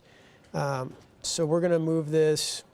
They've got it north at 30 now, by the way. So will you help me with my speed there, since I don't have a keyboard at my little workstation? 30. We'll put that I in appreciate right that. now. There you So go. I'm going to track it from where I'm seeing that rotation, or at least the area where rotation is more likely to develop. There's no one specific area. It's kind of along this line around Granite City, north to Alton in about 22 minutes. Okay, if I take it from that area to the northeast, Edwardsville, it's about 17 minutes. And so you're going to get hit with rain, and then maybe 15 minutes later, that area of rotation is going to come your way. We'll see if it's producing a tornado or not. Either way, we want you in your safe shelter. Inside, away from windows, down in the basement. And just a reminder, if you don't have basement, it's the lowest level. Put as many walls between you and the outside, and stay away from windows. I'm going to repeat myself on that because some folks in Edwardsville, it's in one ear and out the other when it's not affecting you. But now that you've got something in Granite City kind of coming to the northeast, then the anxiety builds. I want to be here to help you through it, okay? So just repeating myself because there's new people impacted by different storms. Okay, so let's get back to the Doppler winds. Okay, I see a little stronger area of rotation just to the east of Spanish Lake now. I'll highlight that for you. So that is east of 367. There's Spanish Lake. This is, the North City, and that's still St. Louis County, just north of 270. So area of rotation right there. Brief tornado, not out of the question. We check the debris signature and see if we got anything on it. Nope, nothing. That's good. Like to see that. I have to check in periodically all along this line, but even as I go down the line to the southwest, don't see anything real significant, like even around Collinsville. No, that's good. Let me backtrack this. No, this signature just showed up in the latest radar scan. It just wasn't something you could track. Yeah. And so that's going to be moving north towards Alton. So the most significant area of rotation along kind of this line here, I've switched over to a type of Doppler winds. The reason there's different colors is one can actually remove the forward speed of the storm. So it helps you sometimes visualize exactly where the rotation is. So instead of getting the forward speed of the storm, it just looks for where the rotation would be. And sometimes that helps. And it's helping here pinpoint just north of 270 for the area of rotation headed towards Alton. Time-wise on that, by the way, you should in Alton be in your safe spot. We're talking 13 minutes. We've got crews all across the area scouring for any kind of damage reports, and we have our BJC sky cams. But we also have Samantha Jones and Corey's in as well, and they have been kind of gathering information from the newsroom, and I've been told that you've got some new information for us. So what's the latest, Corey?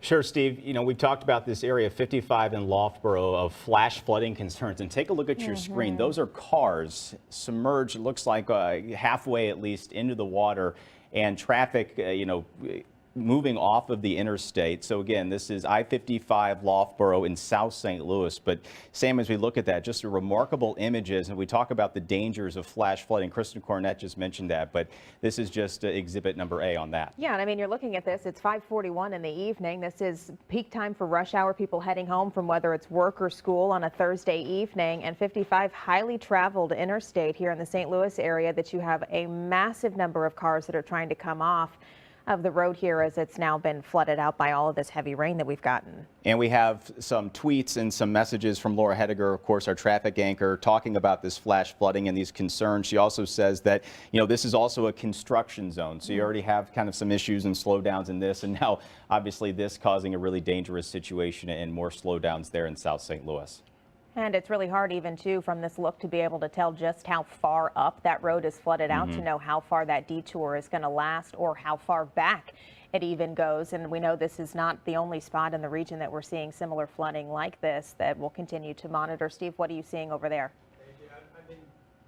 I've been taking that opportunity to kind of analyze the radar a little bit while you guys are mentioning some of the flooding out there. And I'm still seeing the strongest area of rotation kind of near or just to the southwest of Alton right now, and still seeing that rise up towards in between Alton and maybe Godfrey. So I'm going to be watching this section of the storm really closely. Alton, still be in your safe shelter. I haven't seen any significant rotation in this tornado warning here. Again, seeing weakening there. Thank you, by the way, to Corey and Samantha. Appreciate that. And they'll continue to gather news and let you know about some of the information that's coming in as far as damage, flooding. I'm going to focus on what's happening right now with storms and where you need to be taking shelter. So I'm going to switch over to the Doppler winds, and it's that little section right here south of Alton that has my attention. But anywhere along this line, I think we can still get those quick flare-ups. Let me zoom out because that line does go almost all the way down to Collinsville. But right now, it's that northern flank of the line that has the best potential for tornado, not what's headed at Edwardsville, at least right now. We're watching it for you, though.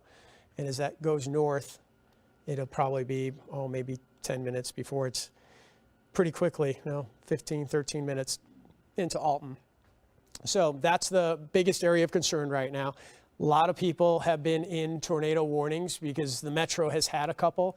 They have not been big signatures on radar, long-lasting, long-track type of tornadoes. That's not the situation we're in. We're in a situation where you're going to get storms, and on a portion of a line of the storm, you can get these fleeting, brief tornadoes. They typically are on the weak side, but I got to tell you, if you're in the wrong place at the wrong time, even a weak tornado, you don't want to be facing that. So we want you inside, away from windows, down in the basement, in your tornado-safe shelter. If you don't have a basement, lowest level, and put as many walls between you and the outside. Usually that's like an interior closet or maybe an interior or bathroom, but you're thinking about being away from windows. The other thing is, as these storms pass, you got to give it time for some of that rain to go down. You're noticing a lot of flooding. That's I-55 in Loughborough right there. And it's going to take some time for that water to go down. So these roads are, in some spots, are going to be an absolute mess.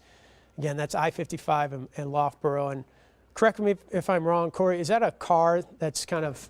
That's what we were it's a trying semi. to see. It looks Yeah, like it looks a like a semi. semi-truck. So on the right-hand side, there's like a little, looks like a car. It's actually a semi, and it looks like it's submerged. Yeah, and you see a little light on it, and there's no traffic there. There's another one. Here comes another. Yeah. Why are you doing that? Okay, we don't like to make examples of people necessarily, but that is exactly what you do not do Yeah. in flooded out roads like that.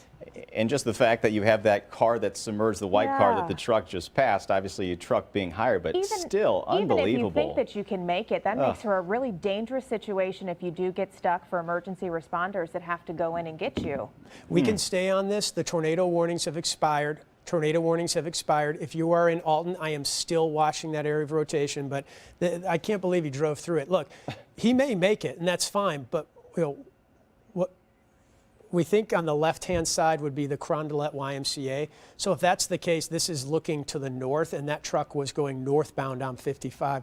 And here's another. Here's another one. I mean, look, they're in trucks, but what if it gets into the engine, stalls the engine, and then the BJC Skycam, by the way, that is a little farther south in Barnes Jewish Siteman in South County, that's this. It's fine, right? So this is I-55 and Butler Hill Road. But what you're seeing on the right-hand side of your screen is I-55 and Loughborough, and those northbound lanes are submerged right there. And, there is some construction on 55 right there. If you've driven 55 recently, you know what I'm talking about. So, who knows if that played a factor. Not that it would be their fault, just that, a factor. You've got some construction, and so maybe the roads don't have the drainage. Thank you, Sam. The drainage that they normally have. Either way, the point is you see a car submerged right there. See the white car? Why would you drive into that? You don't know how deep this is going to be the farther out you get. Now, look, this isn't swift-moving water. You're not going to go down a river. But what you will do is you're going to have to force first responders to drop what they're doing and come help you out in a situation that you could have avoided. So it's something we hope we can learn from here. Every time we see stuff like this, it can be a learning lesson. Let's avoid that, and let's help our first responders most importantly. And again, this is 55 moving fine near Butler Hill Road, but that's Loughborough there. Okay, I did mention that the tornado warnings have expired. Great news there. I'm going to zoom in and check in on that rotation I saw near Alton. But that area now has a severe thunderstorm warning, and it's for damaging winds, mainly 60-mile-an-hour winds, and those are moving into Alton and Edwardsville now. So it's the southern portion of this new yellow box that represents the new severe thunderstorm warning. I don't want to ignore the fact I've just been spending a lot of time on the tornado warnings. We had just one of the warnings had 750,000 people in it. So I've been spending a lot of time on that. And if I wasn't mentioning your town, that's a good thing. It doesn't mean you're not going to get hit by storms. It doesn't mean you won't see some tree damage, but it means that the tornado threat's not in your neighborhood. Now that the tornado threat is gone, and I tracked it maybe a little bit ago, let's track it again here in the Metro East. We're going to push this at about 45 to 50 miles per hour. Breeze, it's in Oakville pretty much now. Breeze in 10 minutes. Nashville in 12 minutes. Centralia, Illinois in about 29 minutes. Then this yellow box, that is the new severe thunderstorm warning. That's coming into Edwardsville. Do we have Edwardsville in input 3? No, that's Farmington there. That's South County. That's Alton. Got a lot of cameras. I just want to show you Edwardsville as this thing moves in. This will change in a second because the leading edge of this storm line is coming into Edwardsville now. You see the heavy rain, you see the treetops shaking for sure, and the potential for some 60-mile-an-hour winds that could do some damage. This is the campus of SAUE on the BJC Skycam network. So let's track that. And I'm going to get rid of the box, and we'll put a track from just coming into Alton, which I'll analyze and see if there's any rotation there anymore. I'm going to go all the way down to Highland, although it's weaker on that southern flank. And we'll push it, again, 45 to 50 miles per hour. So 4 minutes into Alton. Again, I want to inspect the rotation. Meadowbrook, Alhambra, Staunton, in the next 5 to 20 minutes or so. Gillespie in about 29 minutes. Litchfield in about 36 minutes. All right, let's get rid of that and let's zoom in on Alton and check in on that Doppler winds. So this storm actually still has a little rotation, but it's much weaker. It's like it's getting cut off, actually. Let me switch back over to the normal radar. It's buried in here, and it's not anything that would warrant a tornado warning. Obviously, the National Weather Service, they're the experts, and they let that expire. So here's my advice. If you're watching the live stream, you're in Alton, you went down to the basement, it can't hurt to stay there for 2 to 4 more minutes. If you have to come up, if it's a situation with the kids, the dogs, the pets, you can come up. Just stay inside and away from windows, because when this hits, it can hit with 60-mile-an-hour winds. That can take down some trees, maybe some power lines as well. Bethalto, you're in the line of that too. And then we can see Edwardsville's getting hit right now. So that line of the thunderstorm now has a severe thunderstorm warning and no longer has a tornado warning. That is some really good news. And man, I got to tell you, it's frustrating for me because I want to pinpoint for you exactly where the rotation is. And sometimes I can do that, and when one radar scan, it's gone. And then I just have to tell you, hey, generally in this area we're watching. That was the situation we were in. In a way, it's good news because those types of environments for tornado warnings usually produce weak, brief, isolated tornadoes, if they produce them at all. Not the type of long track, long lasting, really high end damaging type of tornadoes. So that in a way is good news, that they're tougher to track because they're so fleeting and typically are smaller, what we call mesovortices, little small areas of rotation. Okay, so big picture here, still have 2 severe thunderstorm warnings. What I want to do though is just make sure folks who have been hit, maybe they were in the basement, they come up, they're wondering, hey Steve, you haven't mentioned my town, are we in the clear? St. Louis City, you're in the clear. Kirkwood's in the clear. Florissant's in the clear. If you're in Belleville, O'Fallon, you're in the clear. Granite City, you're in the clear. Alton to Edwardsville, not in the clear yet. Highland, not in the clear yet, but it's weaker. This section of the storm is much weaker. Got to watch this section of the storm as that moves your way as well, though, okay? And then if you're out around Washington and Clinton counties, from Breeze to Nashville to Oakville, you are not in the clear yet. Here's this leading edge. In fact, it's just coming into Nashville. But what we're talking about right now is just the threat of damaging winds. There could be some small hail.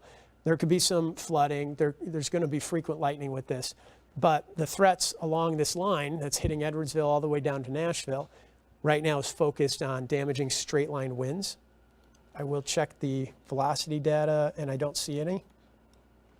I don't see any areas of rotation right here. I do want to watch this little section. I mentioned that coming towards Highland. Don't see any significant rotation, but just kind of the beginnings of stronger winds that could head your way. So what's moving into Highland rain-wise now isn't too intense, but the stuff that's out around O'Fallon now, there it is, as that moves your way, we'll watch it. And see how this kind of curves in? See this inflection point right here? Sometimes that, or even the one that I've been tracking around Alton, I told you that hasn't warranted a tornado warning. Those are areas that my eye is drawn to for the potential for a tornado, because that inflection point, what it really is an inflow where air is coming in and circulating around. Not strong enough right now to warrant a tornado warning, but hey, if we get another one, we're going to be here watching it for you very closely. So it's always good to switch back to these Doppler winds so I can actually show you what's going on as far as potential rotation. Those are the two areas that I'll be monitoring closely. I know meteorologist Kristen Cornett, too, is keeping track in the National Weather Service chat. Lots of reports of wind damage is starting to trickle in. Really? Okay. Kirkwood, 3 very large trees completely uprooted. There, friend sent me some pictures there. Got reports in Olivet, reports of multiple trees down across the area. So just starting to get reports like this beginning to trickle in. Okay. Yeah, Olivet, Kirkwood, getting reports of big trees down. Can't tell you if that was a tornado. The one near Kirkwood, Olivet, there was a rotation, but we don't know if that was a tornado. We don't know if that was straight line winds. We just don't know yet. All the lightning and the rain you see going on behind me, that's from the campus of SIUE. So SIUE in Edwardsville is getting hit hard right now. You'll see that on the BJC Skycam network, and that's that northern flank of this line that can produce 60-mile-an-hour winds. By the way, I have this little workstation here so that I can zoom in, I can track, but I'm here to point stuff out. It's a little new, it's a little different, but I just wanted to explain what that is. And it's nice because I can zoom in and show you what's going on and be here with you on TV and not behind the scenes. So Alton to around Edwardsville, that's the northern flank. Here's the southern flank. We tracked both of those for you, and we told you who's kind of in the clear. One thing I haven't done in a while is to check back in on the watch just to see if some counties have been cut out of it. Okay, so Phelps and Gasconade long gone, yeah. This watch goes until 7 o'clock, but you know that threat for Warren County, St. Charles, Franklin, done, and even St. Louis, done. It's really kind of south and east of St. Louis. The reason I say south is I did notice some intense storms popping up on that southern portion of our coverage area. They're not severe, but there's a downpour and there's a strong storm too. I'm not seeing any rotation. I'm not seeing a line of storms that's organized, but there's still some heavy storms down there. When I say a line that's organized, that little red dot right now, maybe it's producing some small hail. But you come look at this line that's marching through the Metro East, that is what we call organized. It's really organized into a mini squall line of thunderstorms. And even sometimes out ahead, some of these can turn severe, but the main threat for damaging winds is right around there. Comes into Highland, hitting Edwardsville now, and into Alton. Check back in on the Doppler winds, and I see those 2 inflection points or inflow. The one around Alton has really weakened. Alton, you're in the clear. If you're around Highland, let's just keep an eye on this section right here. Right now, I think you've got strong winds coming your way. It's just outside of town to the southwest, so you might get some rain first, but stronger winds right here. And then see that little green right there and that little inflow notch. That just has my eye as something to watch. So if we do get another warning, we can hop to it. And we got a few warnings, kind of rapid fire there in the metro. One of the reasons we might have gotten those too is the radar beam's really close to the ground, near the closer you are to the radar. So when the storms, there's the radar out in Weldon Spring. So when the storms are really close to the radar, you get a better picture of what's close to the ground. And the rotation on those spin-ups sometimes show up. They're more evident if you can get that lower level scan. As these go away from the radar, we're going to be looking higher up into the atmosphere. It's a little tougher to pinpoint exact locations on weaker radar signatures for tornadoes. But that is one area that I'll be watching, just to the southwest of Highland. Okay, so 2 warnings here, and we've got flooding going on in St. Louis. That flood issue at I-55 in Loughborough is a problem. That's the northbound lanes on 55 near the Carondelet YMCA. The southbound lanes, as far as I could tell last time we checked, were moving fine.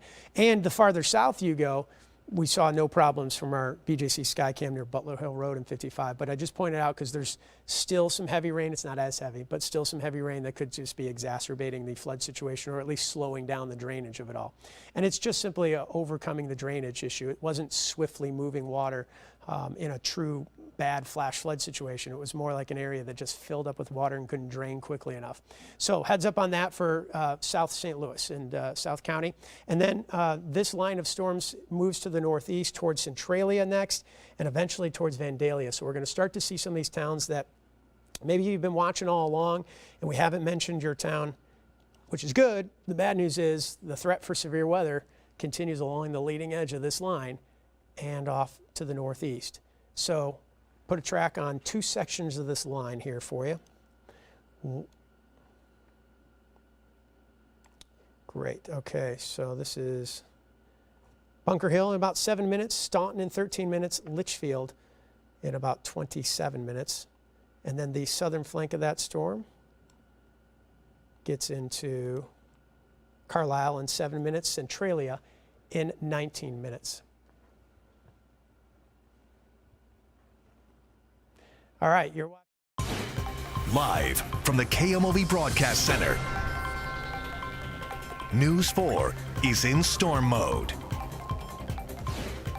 As you've been with us here for the last few hours, we have been tracking severe storms bringing downpours, strong winds, and possibly some tornado activity also this afternoon. Chief Meteorologist Steve Templeton has been tracking all of this for us. This is something else that we've been watching here. This is Loughborough at 55. You can see a couple of cars submerged and now the water-covered interstate here. And we've also received a lot of viewer pictures over the last hour, and please send those to KMOV, our newsroom, or you can send us on our Facebook page. But this is in the Fenton area. This was sent in by John Brinkmeyer, showing us, as you can see, that storm cloud. And some of these pictures that we're getting are just so dramatic of these shelf clouds as we're looking at all these different damage reports too. This is a tree uprooted just west of St. Clair. This is from Blaine Elliott, again in St. Clair, but just talking about the powerful, how powerful these winds are. Yeah. One other picture to show you, this was sent to us by Kevin Shapiro in the Kirkwood area. This is Kirkwood Baptist Church, just right near Lockwood where it turns into Adams there in Kirkwood. But a large tree, it looks to be either falling down on Lockwood or even on the building of Kirkwood Baptist Church. So again, please start sending, or if you have, thank you for sending some of these pictures because it really helps us tell the entire story. Yeah, this tells that those 60-mile-plus-hour winds, Steve, that you've been talking about, this is exactly what you would expect to see with some really strong winds. Yeah, unfortunately, you're right. And the good news is, if there's any good news out of this, because we still have severe thunderstorm warnings, is we don't have any tornado warnings. It's one of the reasons why we're on the air for so long. At one point, there was, just in one warning, 750,000 people in the tornado warning. And it is possible that some tornadoes may have occurred in parts of St. Louis County and maybe even St. Louis City. If so, they were probably isolated, brief, and fleeting.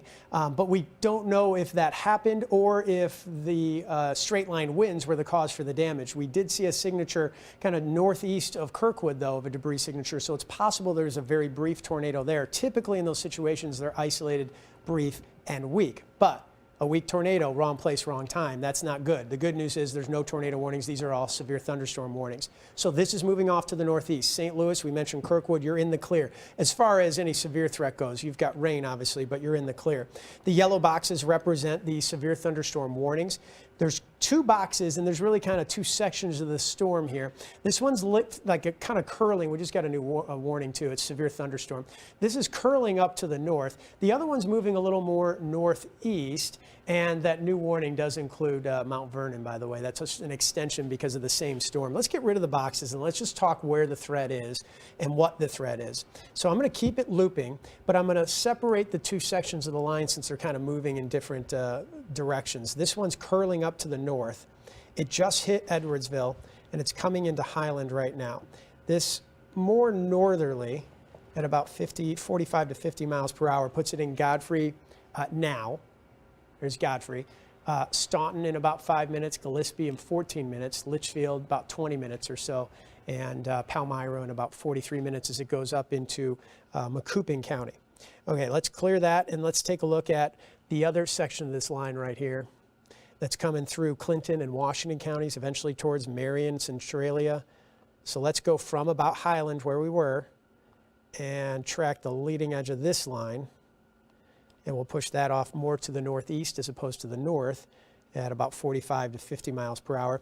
Carlisle, about 4 minutes. Hoyleton, 7 minutes. Centralia, we mentioned, 19 minutes. Salem in 33 minutes.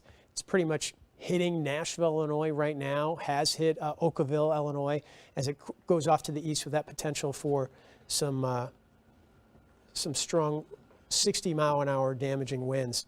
One thing I too want to check in on is the BJC Skycam. That's from Edwardsville. They were getting pounded, but it's not as heavy now. So the worst of this storm is actually northeast of Edwardsville. I'm going to get rid of those boxes again, and I just caught something on radar that I really want to draw your attention to, because even though we don't have tornado warnings, I just want to show you anywhere along this area here and then back down here. Anywhere along that line I just drew, I'm still keeping my eyes peeled for brief isolated areas of rotation that could be tornadoes and could be a tornado warning. And there's one I want to show you that's not strong enough right now to warrant a tornado warning, which is why we don't have one. The experts at the National Weather Service issue those warnings, and that's what you want. They're focused on solely that. But let me kind of zoom in over on the Highland area, and I'll switch over to storm relative. And there's two areas of rotation I just want to keep an eye on. So one is this, we were talking about this coming into Highland, this little area in Highland. It's just a little inflow area. It's not rotating strongly at all, but it is over Highland. Something I need to watch. It's just an example of where your eyes kind of get trained on, and then, you know, in one radar scan, it can intensify. So if so, we'll be watching that. And I just saw this one pop up. I don't know if that's bad radar data or not. It looks like it's some bad radar data, but I'll certainly keep an eye on that. Sometimes you get in one scan a little blip, and if I look at the radar data, yeah, I don't see an inflow there. But what essentially that area around Highland, essentially what it is it's a connection point between those two lines of thunderstorms. So one is right here, and the other is right here. And so at that boundary, I just want to continue to keep an eye. So if you're in Bond County, going up 70 towards Greenville, we got our eyes on this for you, just in case. But right now, it's a potential for damaging 60-mile-an-hour winds. And Corey and Sam, we've also heard of some flooding out there, too. Yeah, I want to get us a look at this from the ground, Steve. We have our Caroline Hecker tonight. Caroline, what are you seeing where you are? Well, guys, we're not far from Parkway North High School. We kind of wove our way into some of the neighborhoods back here. We're technically in unincorporated St. Louis County, but right near Creve Coeur, you can see on this neighborhood street here, a couple of trees in this home's front yard have completely snapped. I was just talking to the owner. She said they moved in just last week, but they are thankful that these branches fell away from the house, of course. And the guys you can see down here with the chainsaws already are just neighbors. One of the gentlemen lives next door. A couple other ones live down the street. And they've really done good work getting this tree out of the road, obviously cutting it up into some smaller pieces. We noticed a lot of downed branches as we drove through this area, a lot of leaves and debris on the ground. So clearly a lot of high winds up here. But yeah, from what we've seen so far, driving through Maryland Heights, driving through Creve Coeur, this is a lot of some of the most severe wind damage when it comes to debris that we have seen. Go over here and see if we can talk to this gentleman here. Excuse me, sir. Do you live here on the street? Yes, down at a couple houses away. Were you home when all of this started happening? We were. We went to the basement. What did you hear, sound-wise? Just a lot of crashing. So we had a couple windows on our back patio broken out, a couple limbs coming down. So it was pretty noisy. All in all, everybody's safe, nobody hurt, not a lot of property damage? No. So far from what I've seen, everybody's good. We checked on most of the neighbors, they're good. All right, that is great, good news. Thank you for the work you are doing here. You're making quick work of it. Well, we're trying. Thank you. And again, guys, this is some of the worst that we've seen so far as we travel up here. You take a look up the street, you can see there's some smaller branches down. A lot of these trees in this neighborhood are really old. That's what they were telling me. So for some of them, it was sad to see some of these branches come down. But a lot of them still do stand. You can see here in this front yard, a smaller, weaker branch has snapped off. But all in all, everybody is okay. That is the most important thing. And these neighbors coming out, the rain is pretty much stopped here making quick work of this tree. They tell me that the structural integrity of the tree they think is okay, but another neighbor told me they just had a tree cut down in their backyard a couple of days ago, and they fear had that been up during the storm, some of the dead branches may have fallen and impacted the home. But like you heard, a couple people did say they have had broken windows from some of these branches falling, but all in all, everybody is okay. Everybody is in good spirits, guys, and we're happy to see, look at that, they're already almost done. All right, Caroline, thank you. And as we know, this storm, it's not done yet. In fact, a new tornado warning in our area. Let's get over to Chief Meteorologist Steve Templeton with the latest on that. Steve. In the Illinois side and into northern Clinton County and Bond County. Let me zoom out a little bit so you get the big picture here. The red box is the brand new tornado warning. That's northern Clinton. That is Bond County. It does include Greenville. It is the area that we were talking about that was moving to the northeast of a highland, that kind of a connection point between the two different lines of thunderstorms. And as I zoom in and turn on the Doppler winds, you'll notice it's actually two areas of rotation that I see here. One right here and one right here. Actually, this could be a third. It's just much, much weaker. So those are the two stronger ones in Bond County. And that warning covers exactly those two spots. What I'm going to do is get rid of the boxes here for you, and we'll just put a track on that and push it off to the northeast. Do you have a speed on that as I do this, Kristen? I'm going to guess it's in that 40 to 50 mile range. 50, okay. Northeast at 50. That puts it in Pocahontas pretty much now, Greenville in about 8 minutes, Mulberry Grove in about 17, and Fillmore in about 29. And again, what we're looking at here is a connection point between two lines of thunderstorms, one which is moving more to the north. That's this line right here. As that slides north and this one goes more northeast, this line right here, that connection point right there between the two is where we're getting some spin-ups and rotation, potential for a tornado. One of the things I'll do is check the debris tracker. Potential there right around the Bond County and Clinton County border. That is just south of 143. It's east of Piron, southeast of Pocahontas. Let me switch over to the Doppler winds and highlight it for you here. Right there. And that debris tracker does indeed look like it's noticing some debris in the air. I will hold off until the Weather Service declares a tornado debris signature. They're looking at, the products I'm looking at are the lowest possible level.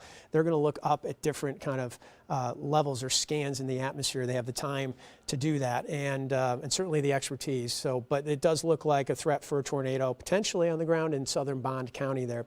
Let me loop this and just see how this flared up and the direction. More northeast, okay? So right there towards Greenville.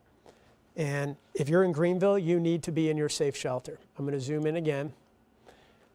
There it is. And about probably, I would guess, 10 to 15 minutes, especially if it's moving at 50 miles an hour. Will you go like 45 to 50, somewhere in that range? She's going to help me with my arrow tracker so I can get the proper speed. We've been adjusting it because some of these storms have been moving 30, some have been going 50. So thank you to Kristen for that. And that gets me into Greenville in about 11 minutes. There's Interstate 70. This is pretty much crossed. Yeah, pretty much crossed the Clinton County border now. So if you're in Clinton County, you hear the sirens going, it's actually now into Bond County where that threat is. And there actually, really could be two areas of rotation. So the stronger one here I'm focusing on has just crossed. This right here is Clinton County to the south, Bond County to the north. That's that. There's a secondary area of weaker rotation right here. And this is what we've been saying. Along this line, and I'll stop it so you can see, but along this line, there's these little flare-ups. There's the line right here. And you get these little areas of rotation. That's the stronger one. And that, again, based on debris tracker, that indeed looks like debris in the air. And so if I loop this for you, and we're looking at about an hour's worth of data, see how it just flares up? You can't look at this radar product and say, okay, just because I see a little dot of yellow, we indeed have debris in the air. But it certainly looks like it because it's located where that rotation is, and that's headed right towards Greenville. So Greenville, Bond County, and anywhere south of Greenville in your tornado safe shelter. You're going to be inside, away from windows, and down in the basement, ideally. Stay away from windows. If you don't have a basement, just go to the lowest level and put as many walls between you and the outside.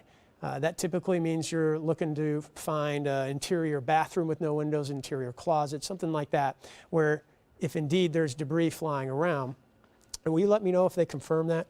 But if there is indeed debris flying around, and it goes through a window, you're going to be protected and maybe have multiple walls between you and the outside. So the National Weather Service just typed in TDS north of Carlisle forms quickly, but now appears to be becoming more diffuse. Okay, so it did form a tornado debris signature. Diffuse means it's spreading out. So what that means is the stuff went up into the air, it was concentrated, and then it started floating away, which means there's less concentrated debris, which hopefully is a good sign that perhaps there was a brief touchdown and that's it. And what we're looking at is this. A big thanks to the Weather Service for helping us confirm that. So instead of just an hour here, I'm just going to go back in time. Right there. That's more intense, and that's more diffuse. But it's still there. And so sometimes when you see this debris tracker, it doesn't mean the tornado's still on the ground. Let's hope it's not as it rides up towards Greenville. It is west of Tamalco. Tamalco, as long as you're not on the west side of town, I mean, we're talking just like from Tamalco, we're talking about 5-6 miles to the west. As long as you're not on the west side of town, this is going to miss you. But this is going to be headed up into Greenville. I'm going to zoom in a little bit too and see if, so the town of Mills, it's riding up 127 and going towards 70 and towards Greenville. So this is 143 right here. It's crossed 143. This is 127 and it's kind of riding up with 127 towards Greenville. My hope is that this and the next scan disappears, by the way. Let's check in with the rotation. The Weather Service says the two storms within the tornado warning continue to show good mid-level rotation, but so they can't rule out another brief spin up from those storms. When they say mid-level rotation, so there's low level, that's the indication for a stronger indication for a tornado, because you can have storms rotating up in the atmosphere and you don't even know about it. It just rotates above you, no big deal. But when that rotation is lower to the ground, not quite to the ground, but at least on radar lower and strong, then it's an indication that radar can help give us a heads up that this could be a tornado. And then sometimes that saves people's lives. Doppler radar can't see what's on the ground. The beam would actually bounce off a building. So instead it has to see what's up in the air. That means there are false alarms. And we'll be honest and transparent with you about that. We'll tell you when there's a tornado on the ground, and we'll tell you when, hey, this is radar indicated. We hope you take all those warnings serious, but know that sometimes there won't be a tornado. So that next time you know, hey, this is a safe thing to do. And when there is a tornado, you'll be doing the right thing. And it looks like there probably was at least a brief tornado. That rotation is going to move up pretty quick. There it is. Yeah, there's the next scan.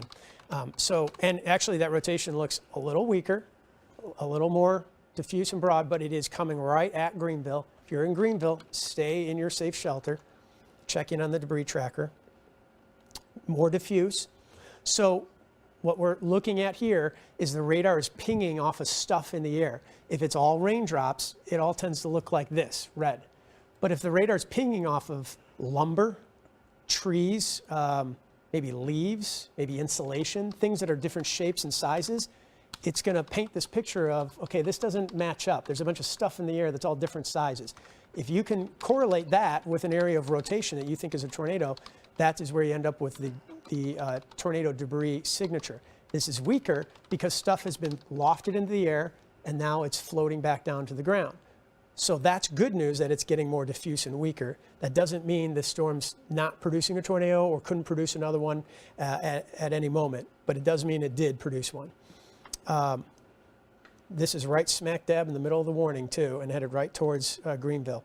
Okay, so big picture here. We're zooming out and I'll show you the warnings, because we do have plenty of severe thunderstorm warnings along this line in Illinois. St. Louis is in the clear. All good. Farmington, you're in the clear. Sparta, you're in the clear. Now, Centralia is not. Vandalia is not. And of course, where this red box is, Greenville's not. It's not tornadic, but we do have a severe thunderstorm coming up towards Litchfield as well. So big picture, everything is northeast and east of St. Louis.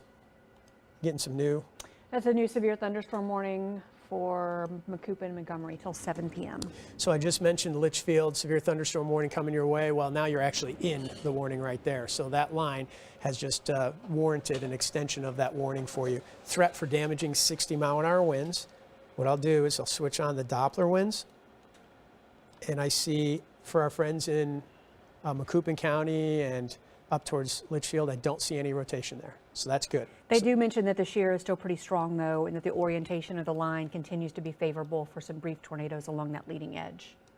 Especially near Greenville. Got to be in your safe shelter right now, Bond County.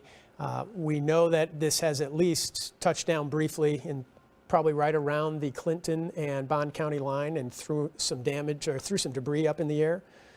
So debris tracker showed us that. This is good news. The debris tracker has not strengthened. That's some good news. So maybe it hit briefly, threw something up into the air, maybe some foliage, leaves, maybe some tree limbs, and then the tornado went away.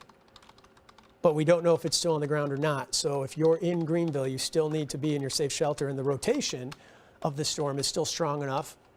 Right into Greenville there, right on 127. It's now north of 70 as well. The secondary rotation that was farther to the north, it kind of went away. I'll keep an eye on this north of Old Ripley, but it's not as strong. The main focus is going to be right here in Greenville as this line lifts north, a little rotation. My hope is that this goes away shortly, especially as it gets right into Greenville. This tornado warning, by the way, has about 21,000 people in it. So, you know, we've got size of a small town in St. Louis, but out in Illinois, those people, those 21,000 people have phones going off, sirens going off, and we want to be here for you. So this goes until 6:45, and it's still radar indicated as well. Haven't observed anything on the ground at this point, although I do think there probably was a at least brief tornado in southern Bond County. But Greenville under the gun right now. Who's next? Let's switch back over to the Doppler winds so I can kind of pinpoint this a little better and get a little clutter in there so it's a little harder to see. But moving to the north, and we're going to push it at 45 to 50. That gets it into some of these towns at these times, like LaGrange in 6 minutes, Coffeen in 17 minutes. And this would be moving from Greenville, where it is now, through northern Bond County into Montgomery County. If you're in Vandalia, you're in the clear from that rotation. But see this kind of edge right here? That is the leading edge of the stronger winds and where we're watching for any rotation. From right about here down.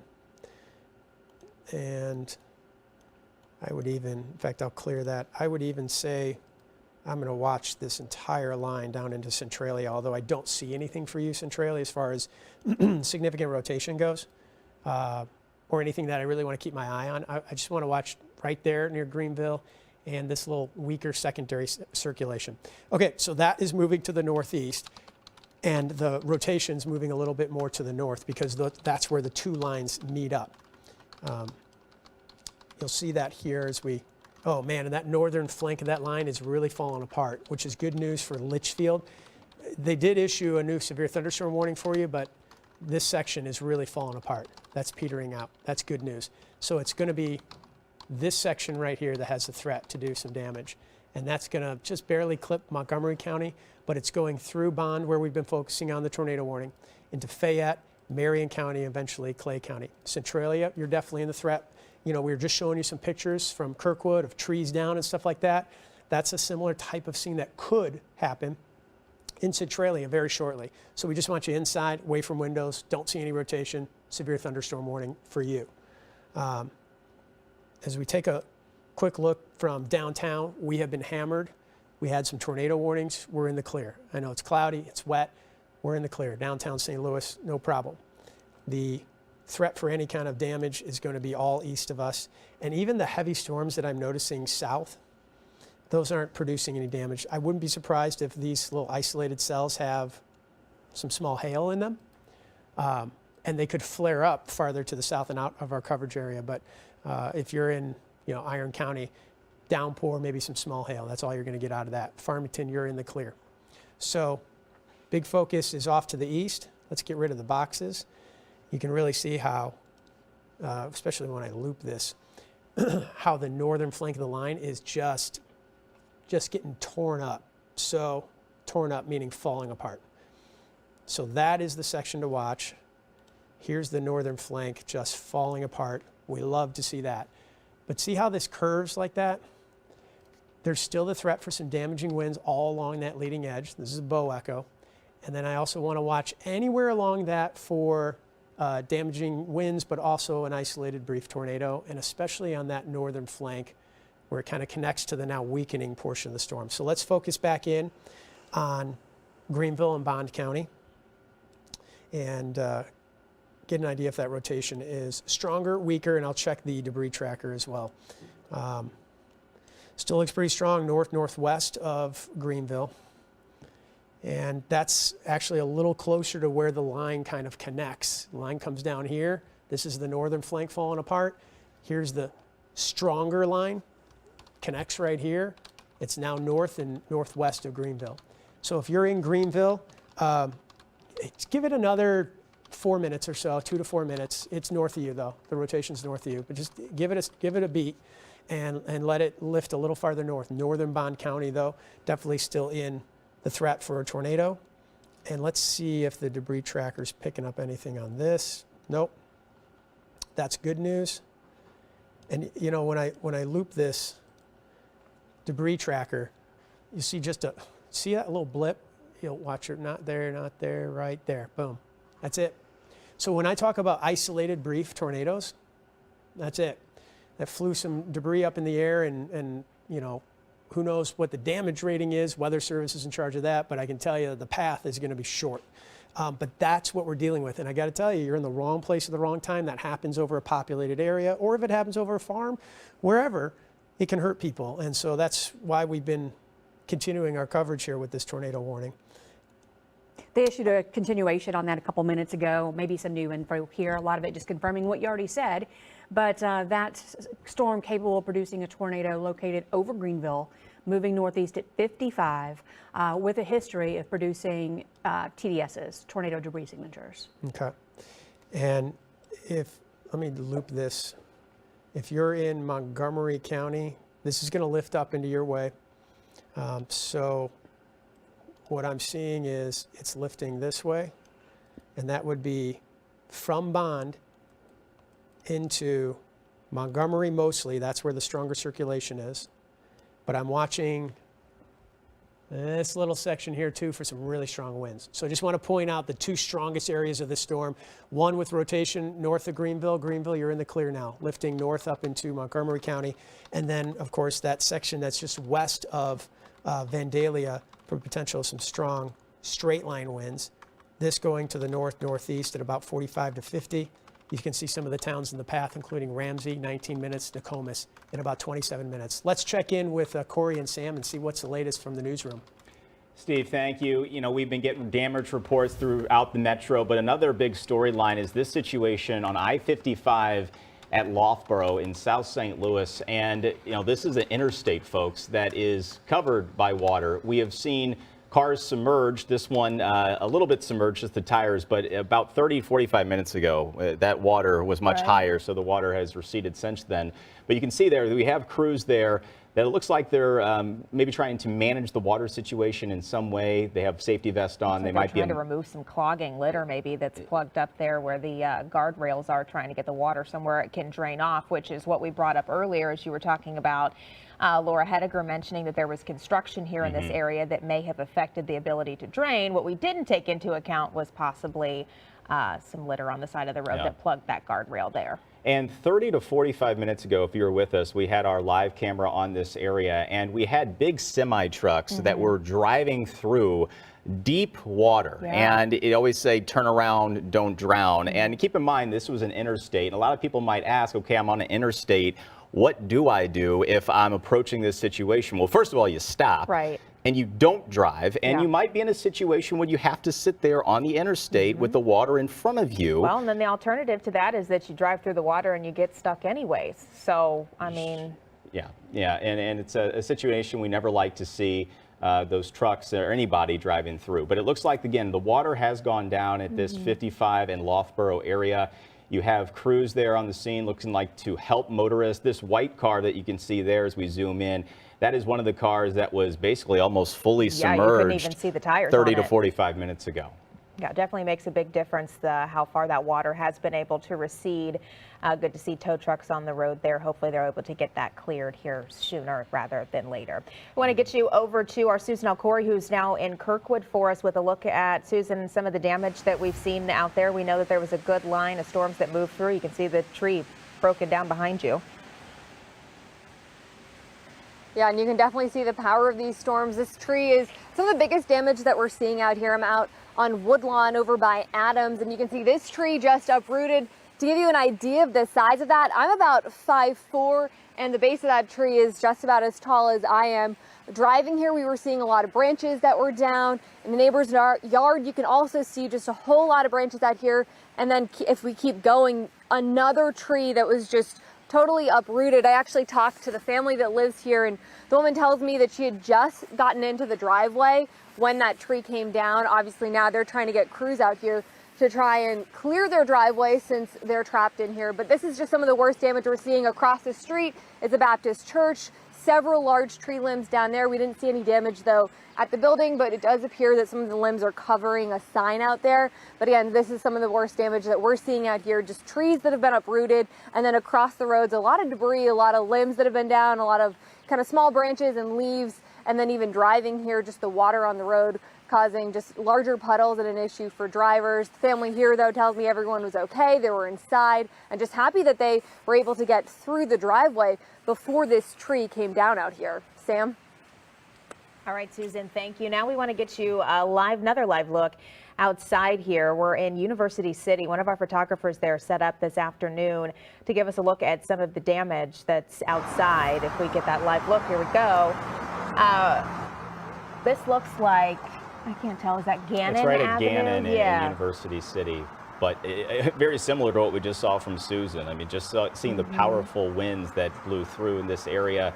As Steve Templeton talked about, it was just, moving up 170 in University City. This is where we are. This is Gannon, right near McKnight, kind of just north, I think, there of the Galleria. We want to get over to our photojournalist, Brian Howe, who is here there on scene. Brian, just kind of talk us through what you've been seeing since you've been on scene there and in the University City area, what you've seen. Well, this is really about it for me in University City. We're on McKnight Road, just a wee bit north of Del Mar, and this one large tree is down here crossing McKnight Road, so they've got it blocked. University City has it blocked off.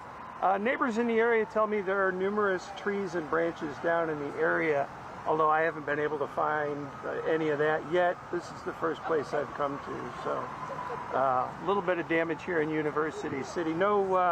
No power out from what I can tell, and this tree at least didn't end up on any buildings or trees that I can see. All right, Brian Howe for us in University City. This line of storms, it's still very active.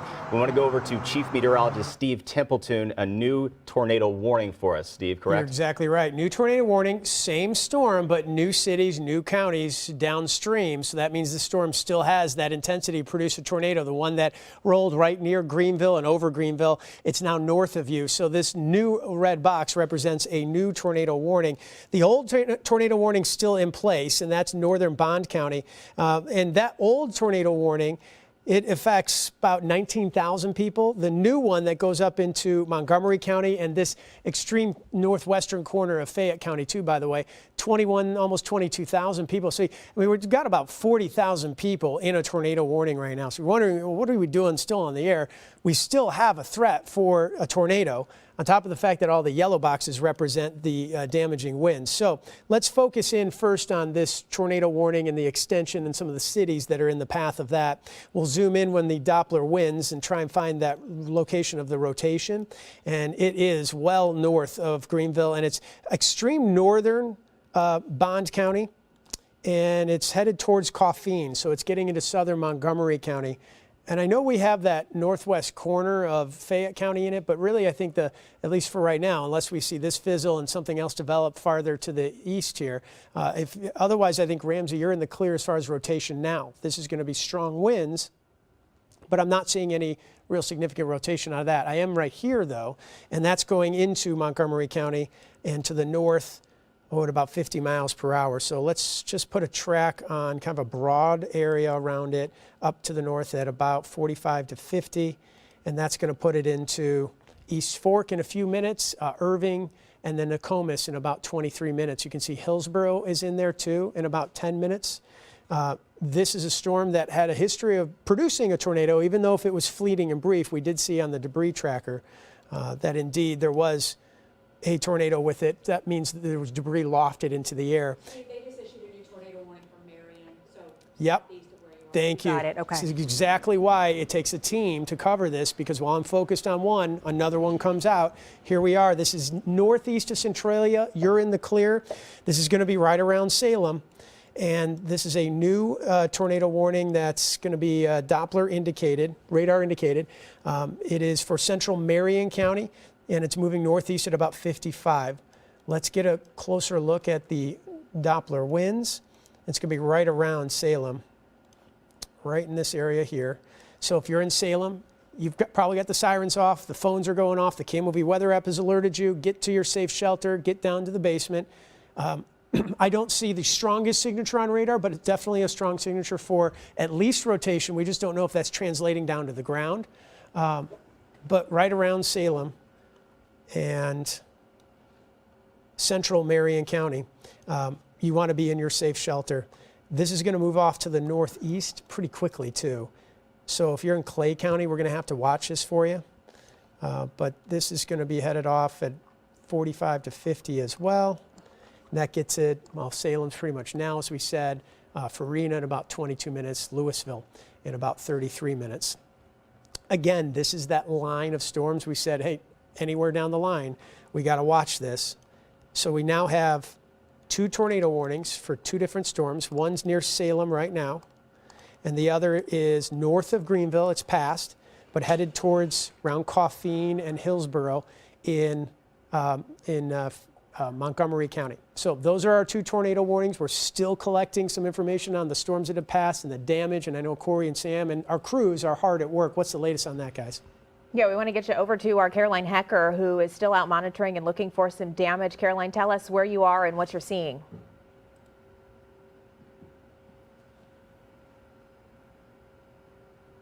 We're having some issues getting Caroline there. There we go. Caroline, where are you and what are you seeing?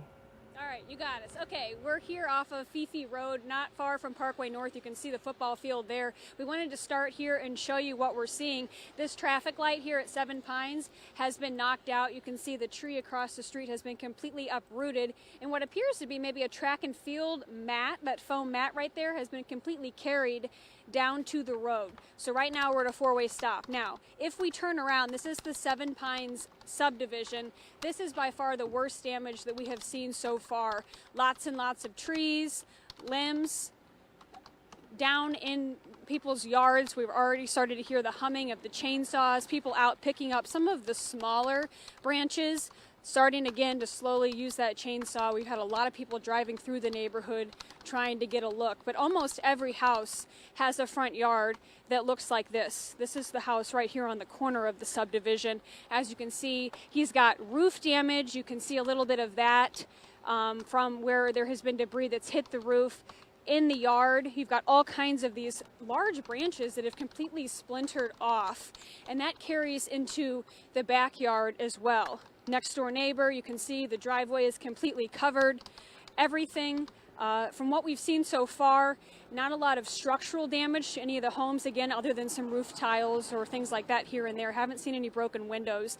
But this is the story as you continue on down this street. It's literally house after house. So clearly some very strong winds that came through this neighborhood. Again, we're probably 2 or 3/10 of a mile from the neighborhood we were just in, a little bit farther down Fifi Road. So this section here, that was unincorporated St. Louis County. This is Creve Coeur. some of the worst damage we have seen. So we've got some homeowners that have come out. You can see down here on the corner have started to chop up some of those smaller branches. You can hear the chainsaws going. So really right now, guys, what we have is a cleanup effort, and there will be a lot of it. I'm sure will continue in tomorrow because, as you can see, there is a lot of tree limb damage, different kinds of yard ornaments, things like that thrown around.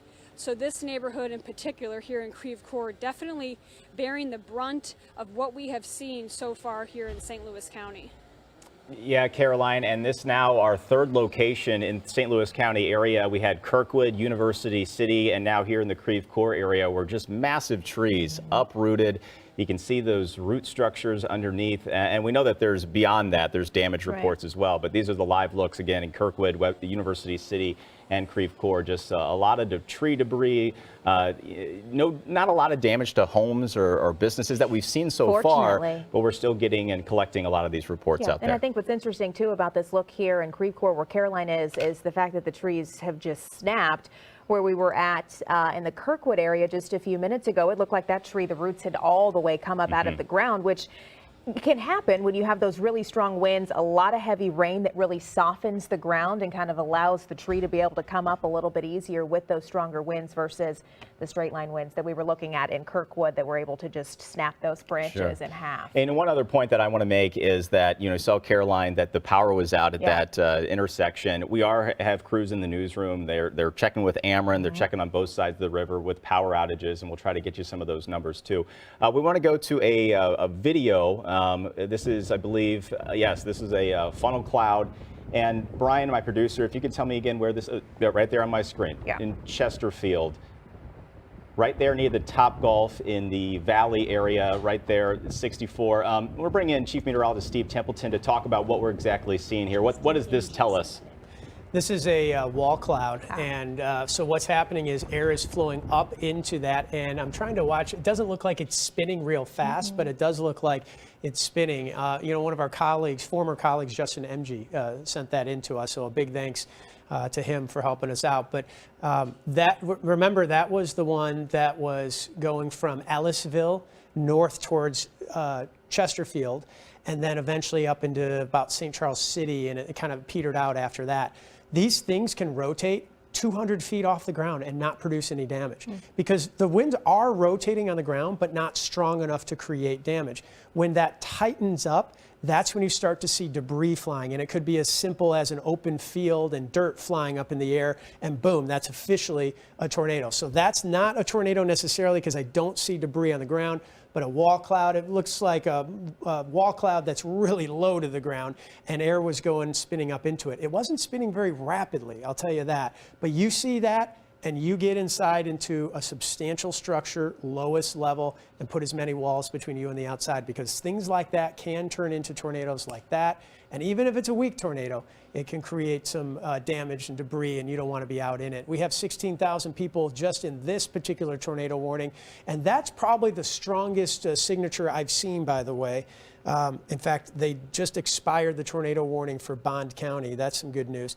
I'm going to go up into Montgomery County shortly, but if you're in Coffeen, Hillsborough, weaker signature, stronger here now northeast of Salem.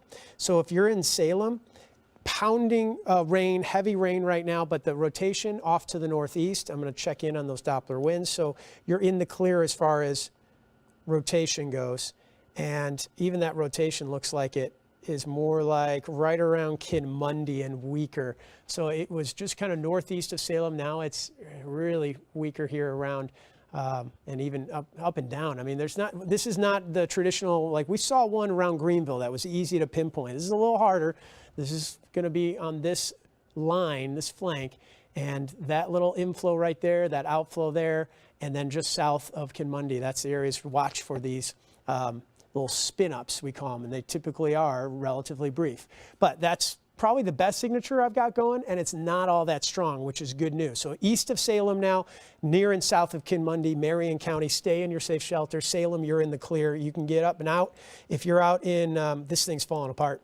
This is really good news for Montgomery County. And I'm going to loop this for you, but this is the one that came through Greenville.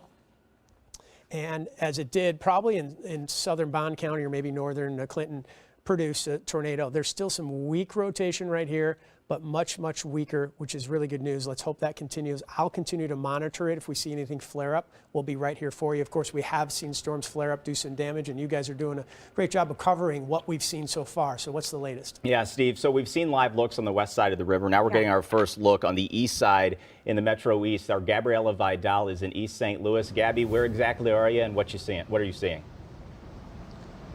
Yeah, well, we just, like you said, crossed East St. Louis, and we were actually on our way to Belleville, where we've heard of some reports of damage from those strong winds. But then we came upon here right just under 64. You're seeing a water rescue happening right now. It's actively happening. We saw 2 cars in this floodwater just past the 64 bridge, but just underneath where the train tracks you see. And you see then fire crews are currently in the water right now trying to assist in this water rescue. Again, we've been stressing the importance of not going in floodwaters. So obviously we don't know the conditions of how this came to be, but they are working on getting the vehicles out of those floodwaters right now. Again, it's a warning to everyone to make sure that you're driving carefully, especially with all the heavy rain that we've seen so far. And we're also going to be monitoring more damage as we get into this more into the Metro East area, as we hear reports of more damage in the area. But again, as you can see, an active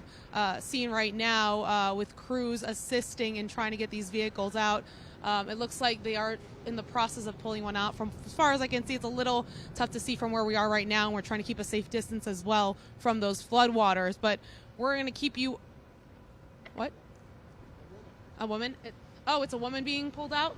My photographer is telling me that it's a woman that's being pulled out of that car right now. So again, we're going to be monitoring this as it's happening, but we're going to toss it over back to you guys in the studio. We'll keep the picture up just so you can see what's going on right now.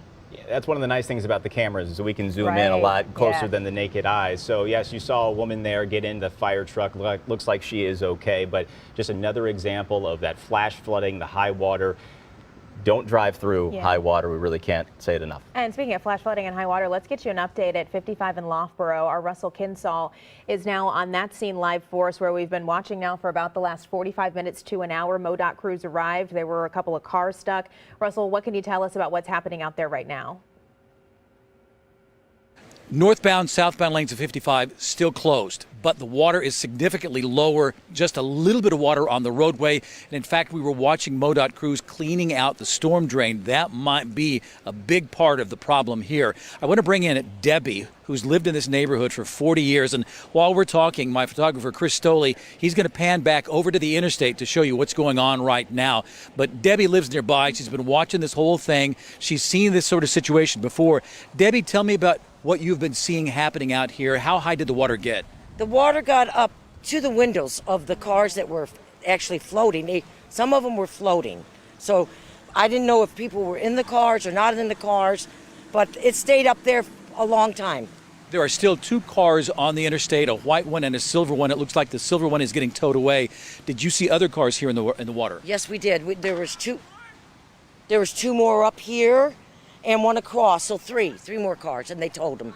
You were watching the trucks go through. What were you thinking when you saw that? I was thinking they were idiots and they were putting people's lives at risk that were still in the cars because the water was washing up over to the flooded cars.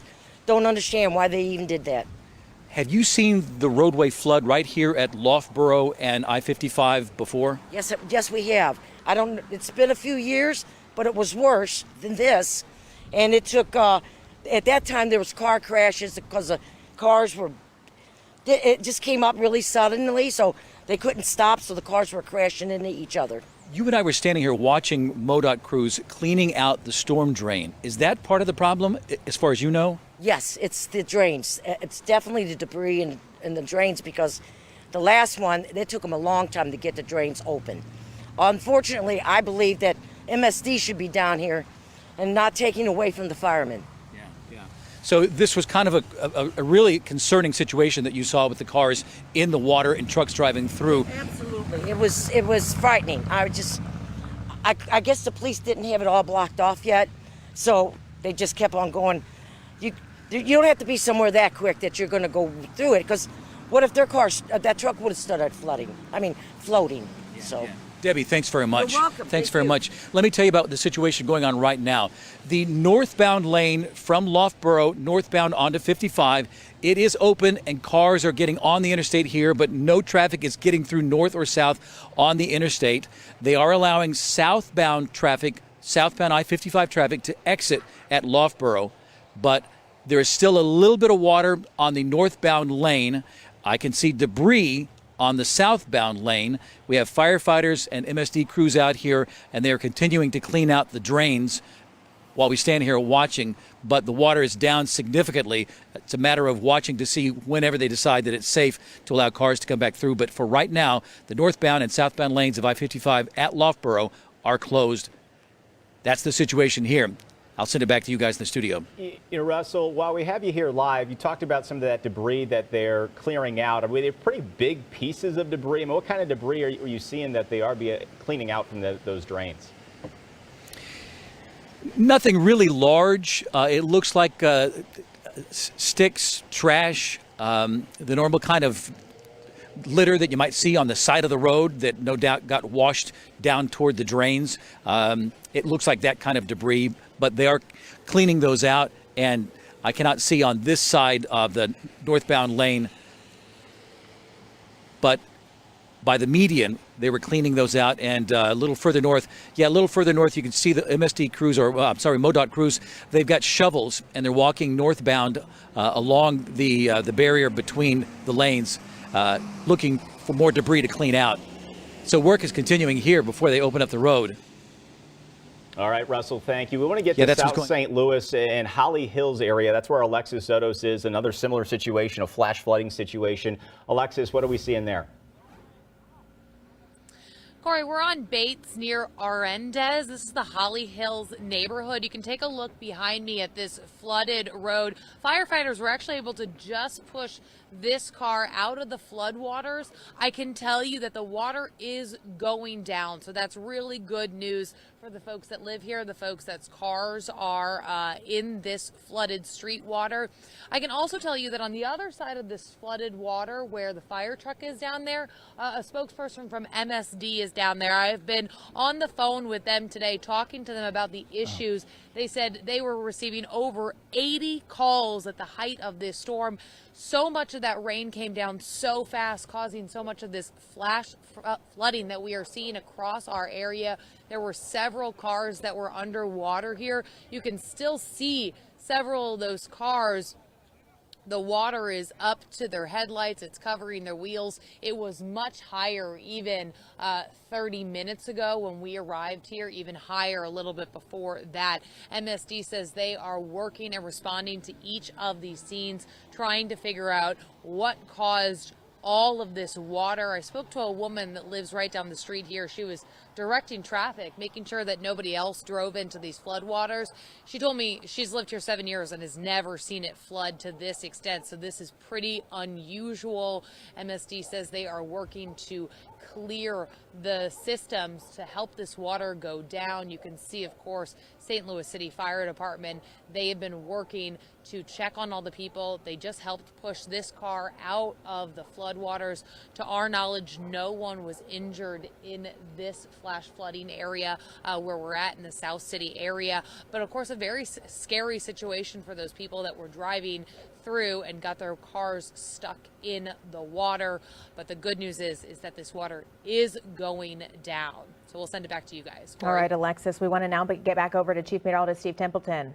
Still tracking 2 tornado warnings, one of which, don't worry about. If you're in Montgomery County, this is really falling apart. If you're in Marion County, it continues. There's 2 areas of rotation that I think we need to address. So let me zoom in on that and let you know where we're dealing with the threat for rotation still in Marion County. And again, in Montgomery County, it's just petered out and falling apart. So here we are zooming in the red box, which is the tornado warning. I'm going to stop the radar, and there's really 2 areas. One is east of Salem. So again, Salem, you're in the clear. This is east of you now. And then one is just to the southeast of Kinmundy. I'm going to switch over to the Doppler winds so I can highlight this a little better. Omega, town of Omega, you should be in your safe shelter. If you are in Kinmundy, give it another couple minutes, just give it a beat, and you'll be fine to come up from your safe shelter because that rotation is just to the southeast of you. This is an area just south of Kinmundy, though, that probably comes up to the southeast side of town. So let's still keep an eye on the southeast side of town to be in your safe shelter. This probably stays away from your Iuka and comes at Omega. So there's really two areas to watch, and Omega happens to be very near both of those areas of rotation.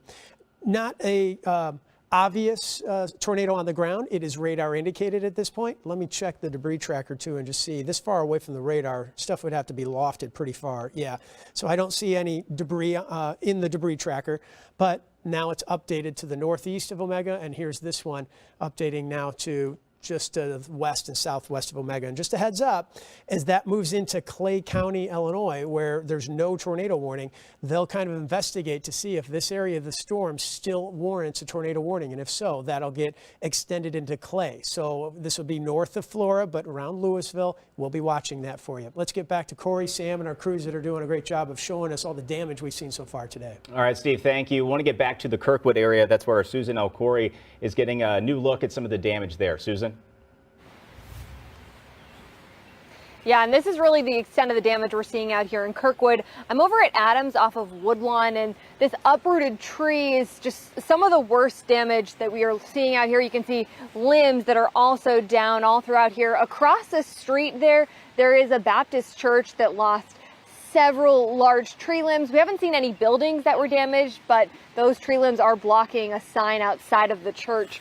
Now, we did talk to the family who lives here. They were actually inside their house when the storm passed through, but they tell me just moments before they had pulled through the driveway, which is now, of course, blocked by this tree. They had just pulled in and went inside. Here's what they had to say about what was going on when the storm hit. So were you home when the storms came through, or what were you kind of doing? Yeah, so I was home. We were watching some TV. My mom was cooking some bratwurst on the stove, and then next thing I know, I hear a big thud. So I grab my flip-flops, come running outside. Come to find out, a tree has been completely uprooted, as you can see behind me. And it was a pretty scary situation because, my dad and my sister were still out, didn't know where they were. Got me a little nervous, didn't want the tree hitting them on the way in. Luckily, no one was hurt, which is a good sign. So, yeah, it was a scary situation all around. What did it sound like? Was the storm kind of intense at that point, or was it really raining? Yeah, right when the storm kind of intensified, the sirens came on. Maybe about 5 minutes into the sirens, you just hear a big thud. It was loud. It sounded kind of like an elephant was outside stomping around. Real scary. And then, yeah, so as soon as I heard it, I come running out. And then I'm just happy no one was hurt again. Yep. Yeah.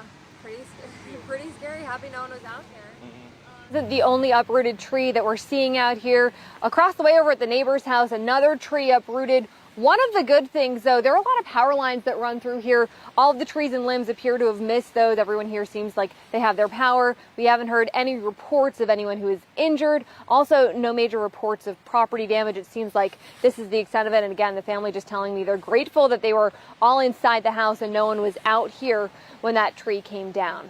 You guys, back to you. Yeah, glad that family is safe, and I do hope they enjoyed the bratwurst. And yeah, to add to what Susan said also, too, about the power outages, I've been checking the Ameren outage map. There aren't any major outages that Ameren is reporting at this point. I want to go back to Russell Kinsall, who's at 55 in Loughborough. What's the update there, Russell?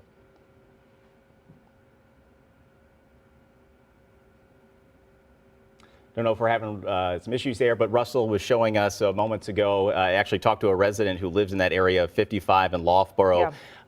She gave us kind of a first-hand account. And Russell, there he is. Let's get that update from him.